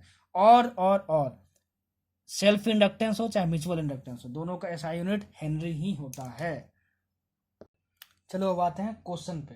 नीट का क्वेश्चन बैंक खोल लो, जो क्वेश्चन करवाऊंगा देखना कि कौन से ईयर में क्या क्वेश्चन पूछा हुआ है। पूरा लाइन टू लाइन पढ़ना, क्वेश्चन को अच्छे से पढ़ लेना, तब मेरे क्वेश्चन को अप्रोच करना। खुद से पहले अप्रोच करना, फिर देखना कि मैं कैसे अप्रोच कर रहा हूँ और क्वेश्चन को कैसे बनाते हैं। जितने भी अच्छे अच्छे क्वेश्चन है वो मैं सारे कवर कर दूंगा, जो कॉन्सेप्चुअल क्वेश्चन है, ठीक है। बाकी जो भी क्वेश्चन बच जाएगा आप लोग खुद से करना। तो नीट का क्वेश्चन बैंक खोल लो, मेरे पुराने स्टूडेंट होगा तो आप जानते ही होंगे।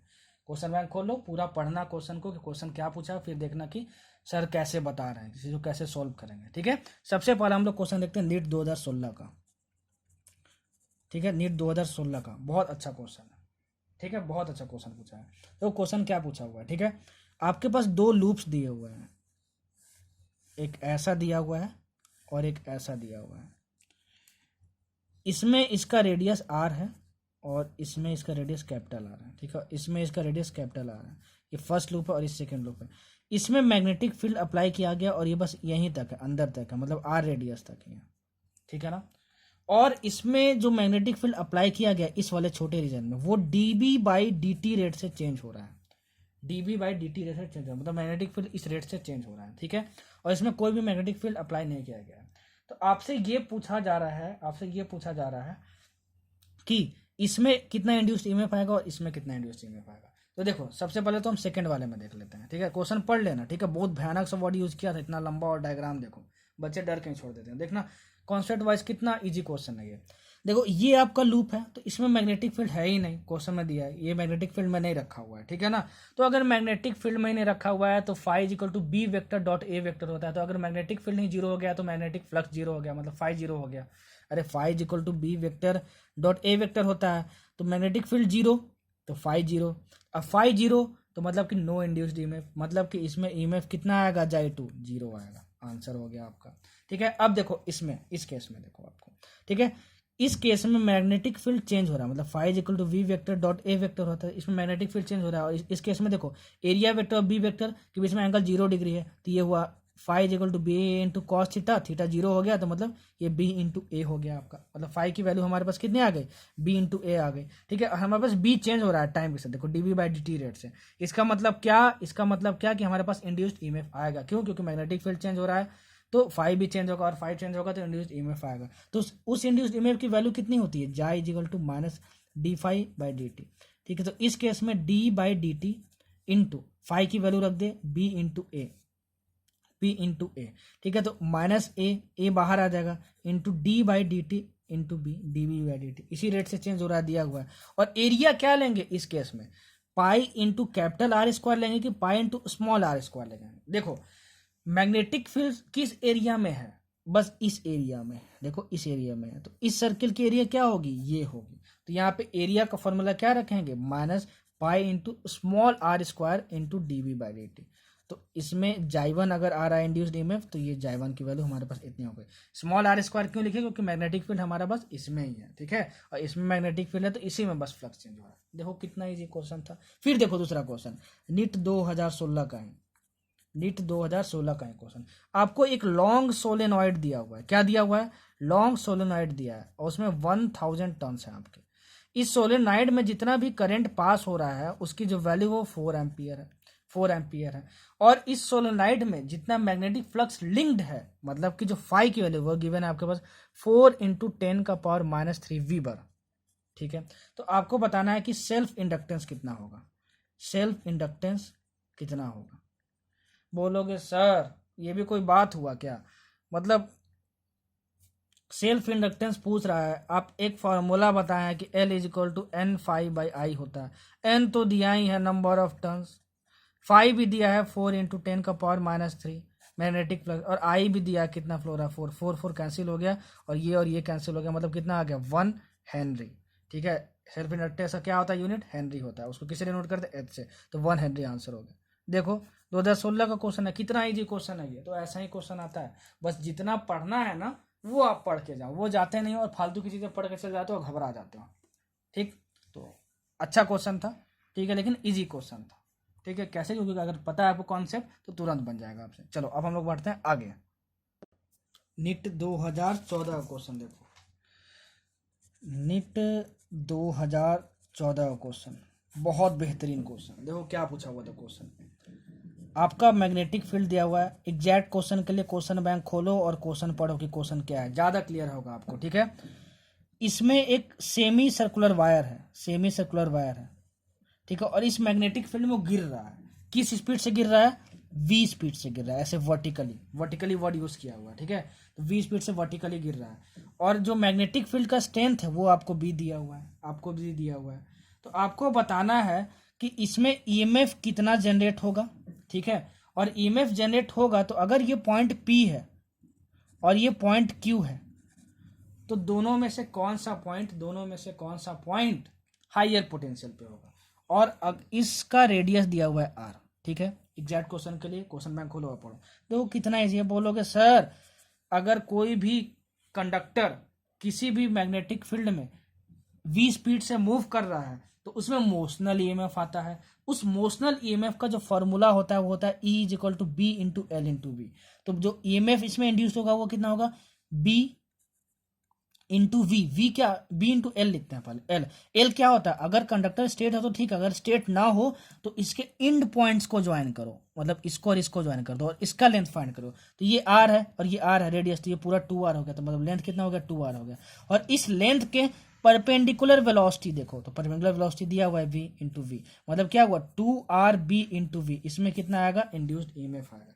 अब कौन सा हायर पोटेंशियल पे होगा ये हम लोग देख लेते हैं। तो हायर पोटेंशियल पे देखने के लिए हम लोग क्या करते हैं, पहले देखो ये हमारा अगर कंडक्टर होता, ठीक है, तो इसमें हम क्या मान लेते कि इसमें फ्री इलेक्ट्रॉन्स होते हैं, तो इस इलेक्ट्रॉन पे फोर्स देखते हैं हम लोग। तो देखो v वेक्टर ये है और b वेक्टर अंदर की ओर है, ठीक है, तो v vector cross v vector मतलब इस डायरेक्शन में, ठीक है, तो उसके ऑपोजिट डायरेक्शन में ले लो। अरे मैंने स्लाइड में बताया था, वहां पे देखना आप, ठीक है, क्यों, क्योंकि हमारा जो ऑपोजिट डायरेक्शन में क्यों ले रहे हैं हम लोग, क्योंकि इलेक्ट्रॉन पे हम लोग क्या देखेंगे, force is equal to minus C into Q V vector cross B vector. तो V vector cross V vector किस डायरेक्शन में आ रहा है, इस डायरेक्शन में आ रहा है, देखो इस वाले डायरेक्शन में आ रहा है, बोलो हाँ इस डायरेक्शन में आ रहा है कि नहीं आ रहा है।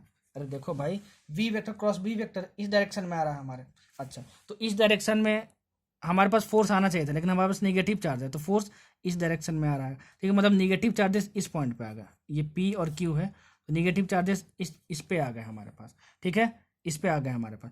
तो अगर इधर नेगेटिव आ गया तो यहाँ पे क्या बच जाएगा, बस पॉजिटिव बच जाएगा। मतलब कि ये वाला जो हमारा एंड है, ये वाला जो हमारा एंड है, क्वेश्चन में ये R मेंशन किया हुआ था, ये वाला एंड है, पॉजिटिव पोटेंशियल है और ये नेगेटिव पोटेंशियल है। तो हायर पोटेंशियल पे कौन हुआ, R वाला पॉइंट हुआ, मतलब कि जो R वाला पॉइंट है हमारा वो क्या होगा, हायर पोटेंशियल पे होगा। ये मैंने कैसे फाइंड किया, मोशनल ईएमएफ का सबसे फर्स्ट वाला स्लाइड देखो, वहां मैंने बहुत अच्छे से एक्सप्लेन किया। V क्रॉस B निकालेंगे, इस साइड आएगा, माइनस साइन मतलब इसका अपोजिट ले लेंगे, तो V क्रॉस B निकाले तो ऐसे आया हमारा, उसका माइनस साइन लिए मतलब इस साइड, तो इस साइड इलेक्ट्रॉन मूव करेगा, तो सारे इलेक्ट्रॉन जो है इस एंड पे आ जाएंगे। तो इलेक्ट्रॉन इस एंड पे आ गया तो इस साइड क्या हो गया, पॉजिटिव चार्ज ज़्यादा हो गया, तो पॉजिटिव चार्ज ज़्यादा हो गया तो यहाँ पे पॉजिटिव चार्ज हो जाएगा। तो पॉजिटिव का पोटेंशियल ज़्यादा होता है नेगेटिव से, तो ये R जो है हमारे पास हायर पोटेंशियल पे हो गया, तो हमारे पास EMF की वैल्यू आ गई, और ये हमारे पास R जो है वो हमारे पास हायर पोटेंशियल पे आ गया। नहीं समझ में आया तो दोबारा रिप्ले करो, रिवाइंड करो और पूरे कॉन्सेप्ट को पहले अच्छे से पढ़ लेना, जो मैं थ्योरी बताऊं तब क्वेश्चन को अप्रोच करना, तभी क्वेश्चन आपसे बनेगा, ठीक। देखो नीट 2012 क्वेश्चन, बहुत ही सुंदर क्वेश्चन, नीट क्वेश्चन बैंक खोले होगा ना, एक बार क्वेश्चन को देखना, देख कर ही डर जाओगे कि क्या है क्वेश्चन, लेकिन देखना कितना ईजी है। आपको एक इंडक्टर के लिए आई मतलब करंट और टाइम के बीच में ग्राफ दिया हुआ है, देखो ऐसा, और ये आपका T/2 दिया है, ठीक है। तो आपसे पूछा है कि बताओ वोल्टेज वर्सेस टाइम के बीच में ग्राफ कैसा होगा, ठीक है। अच्छा, अगर किसी भी इंडक्टर का इंडक्टेंस L है तो उसमें जो EMF इंड्यूस होता है उसकी वैल्यू होती है E is equal to minus L into DI/dt। Sir ने बताया था, क्या बताया था, सर ने बताया था। अच्छा, IT अगर ग्राफ है तो DI/dt क्या होगा, DI/dt स्लोप होगा, क्या होगा, स्लोप होगा।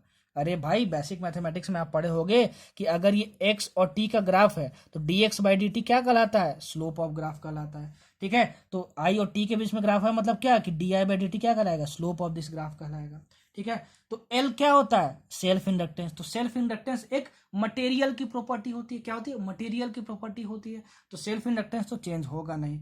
DI/dt हम लोग देख लेते हैं। E क्या होता है, EMF मतलब क्या, वोल्टेज ही, वोल्टेज मतलब क्या, V से, इसको हम लोग डिनोट कर सकते हैं, मैंने अपने स्लाइड्स में बताया था।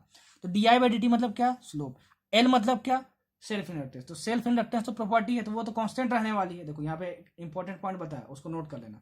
सेल्फ इंडक्टेंस एक प्रॉपर्टी है, वो करंट पे डिपेंड नहीं करती है, याद रखना, ठीक है।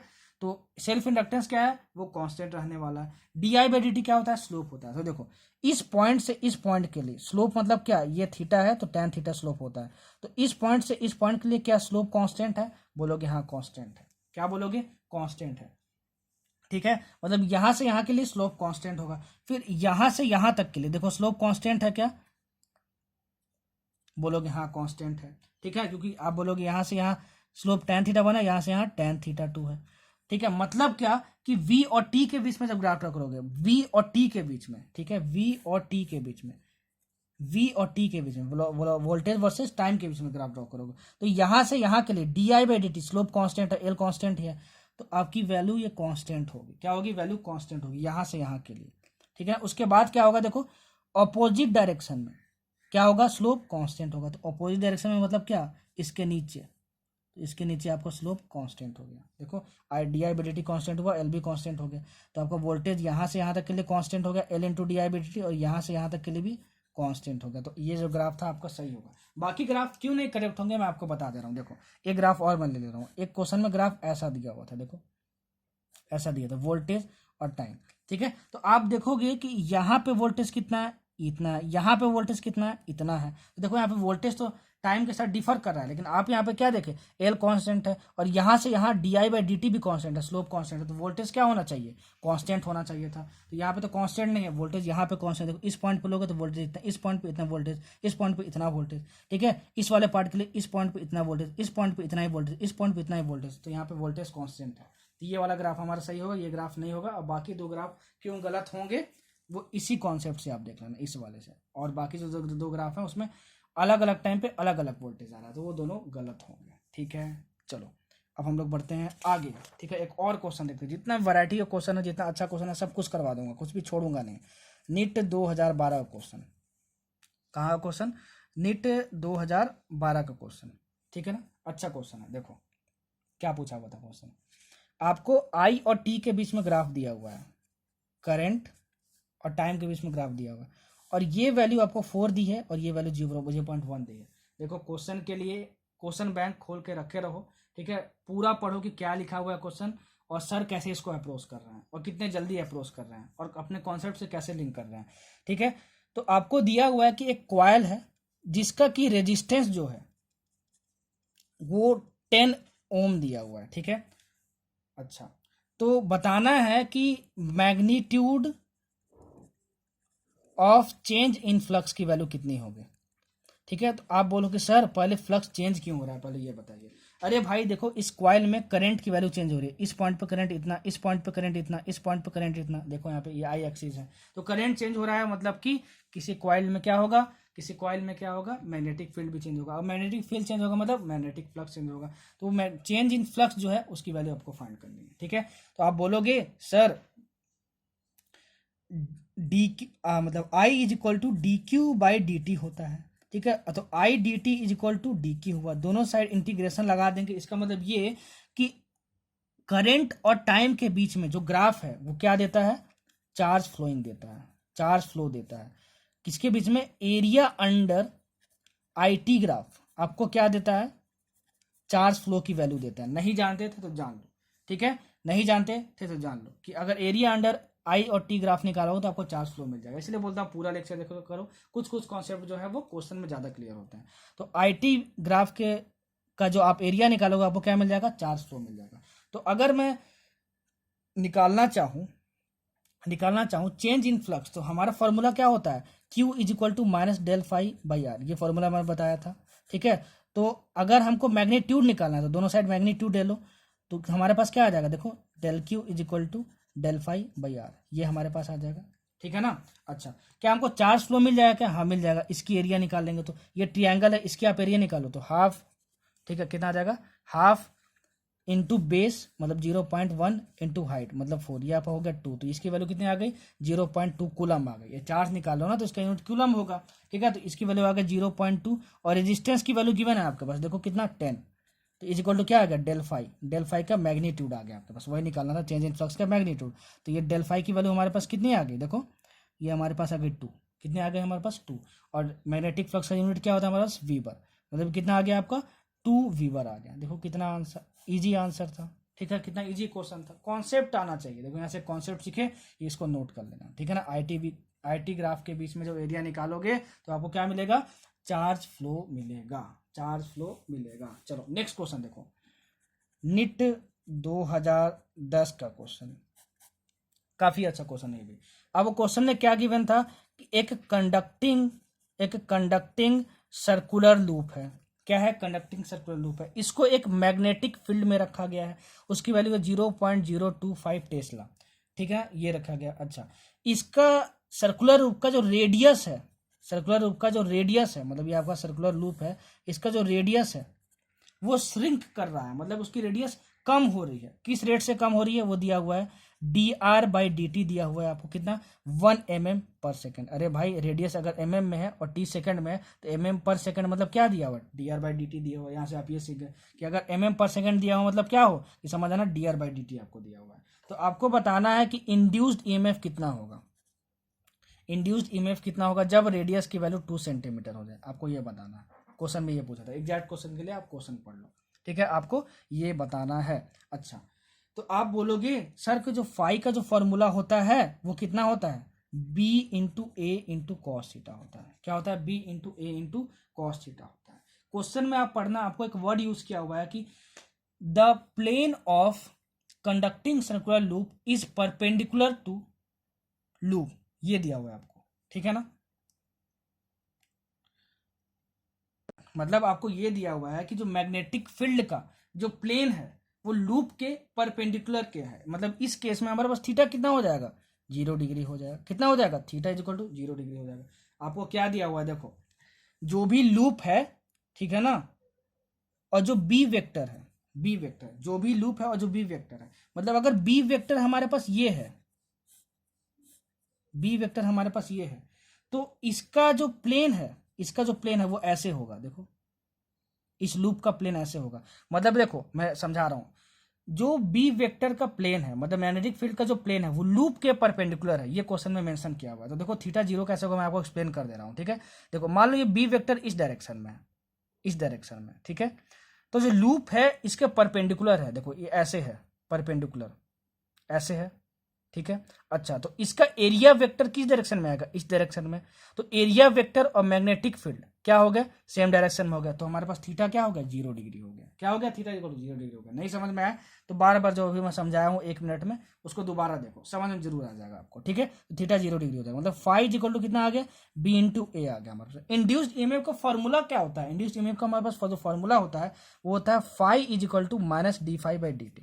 अगर हम इसका मैग्नीट्यूड फाइंड करना चाहें तो दोनों साइड मैग्नीट्यूड ले लेंगे, तो फाइव की वैल्यू हमारे पास कितनी आ जाएगी, सॉरी फाइव बोल रहा हूँ, जाई की वैल्यू हमारे पास कितनी आ जाएगी, dy/dt आ जाएगी, ठीक है। अच्छा, तो five equal to B into cos theta, theta 0 degree आ गया, तो फाइव इक्वल टू यहाँ से क्या आ गया, बी इंटू ए आ गया, बी इंटू ए आ गया, ठीक है। अच्छा, एरिया क्या होगा, एरिया क्या होगा, एरिया होगा pi into R square, pi into R square होगा। क्या होगा, पाई इंटू आर स्क्वायर होगा। अच्छा, तो फाई की वैल्यू यहाँ से हमारे पास क्या आ गई, बी इंटू एरिया मतलब पाई आर स्क्वायर हो गया। तो हमको अगर इंड्यूस्ड ईएमएफ निकालना है तो dy/dt करेंगे, तो dy/dt करो, तो dy/dt करेंगे यहाँ पे, तो ये हमारे पास कितना आ जाएगा, b into pi into 2r into dr/dt।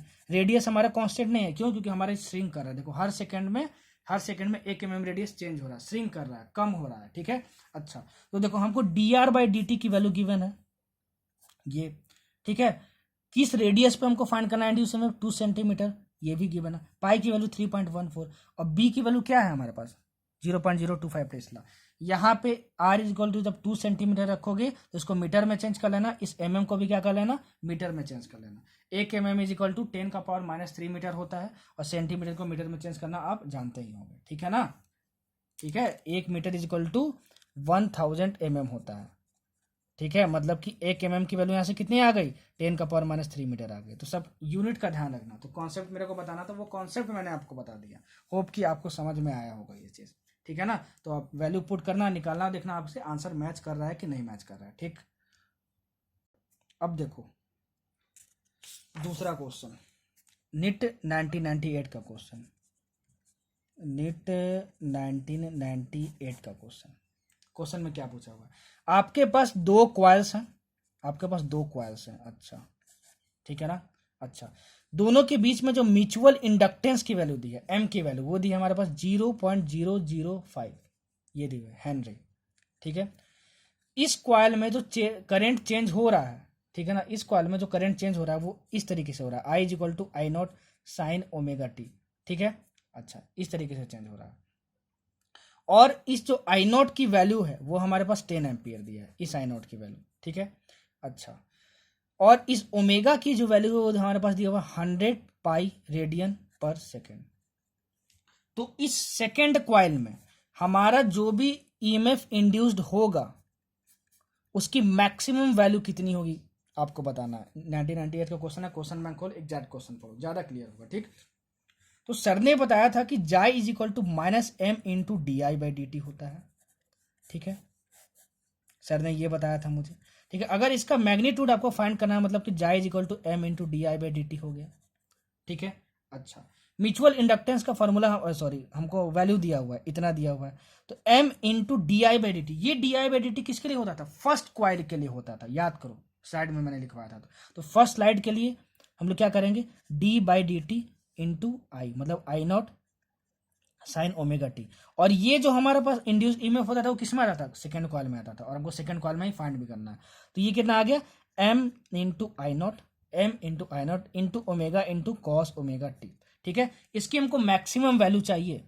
इसकी मैक्सिमम वैल्यू कब होगी? जब ये कॉस ओमेगा टी 1 हो गया। अरे भाई पता नहीं कितने लेक्चर में बता चुका हूँ कि कॉस थीटा 1 रखोगे तो इसकी वैल्यू मैक्सिमम आ जाएगी आपके पास।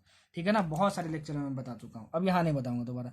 तो जाई मैक्स की वैल्यू आपके पास कितनी आ जाएगी, m into I naught into omega आ जाएगा। तो m की वैल्यू कितनी दी हमारे पास, 5 इंटू 10⁻³ आई नॉट की वैल्यू दी हमारे पास 10, और इसकी वैल्यू कितनी दी हमारे पास 100 पाई ओमेगा की वैल्यू।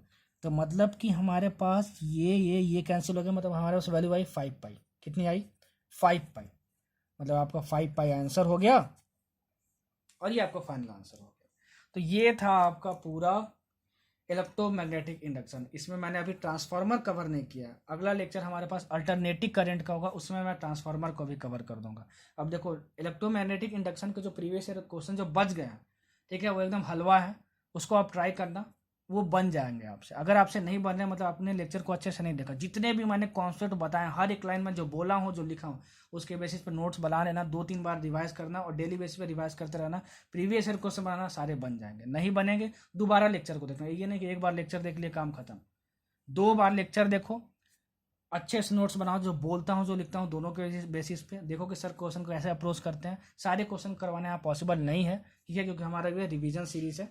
ठीक है, और फिर जो क्वेश्चन बच गए हैं वो पूरा बना लो प्रीवियस ईयर। इतना आप कर लोगे तो इलेक्ट्रोमैग्नेट इंडक्शन का जो भी टेस्ट सीरीज आप ज्वाइन किए हो, जो भी क्वेश्चन आप बनाते हो, हर क्वेश्चन आपसे बन जाएगा, मतलब प्रीवियस ईयर बन ही जाएगा। जो आने वाला क्वेश्चन है वो भी बन जाएगा, देख लेना यार। ठीक है, एग्जाम देकर आओगे मैं आपको वीडियो सोल्यूशन दूंगा और देखना अपने कॉन्सेप्ट से ही बना के दिखाऊंगा। ठीक है, तो जितना ज़रूरी है उतना मैंने बता दिया EMI में। होप कि आपको समझ में आया होगा। अगर समझ में आया होगा तो थोड़ा सा अप्रिशिएट कर देना, एक लाइक का बटन दबा देना, और चैनल को ज़रूर सब्सक्राइब करो यार, और शेयर करो। ठीक है, ताकि ज़्यादा से ज़्यादा लोगों तक मदद पहुंच सके। Stay safe, all the best सबको अपने प्रिपरेशन के लिए। खूब मेहनत करो, खूब तरक्की करो यार। नेक्स्ट लेक्चर में मिलते हैं अल्टरनेटिव करंट में। So thank you so much for listening this lecture. Stay safe. Bye bye.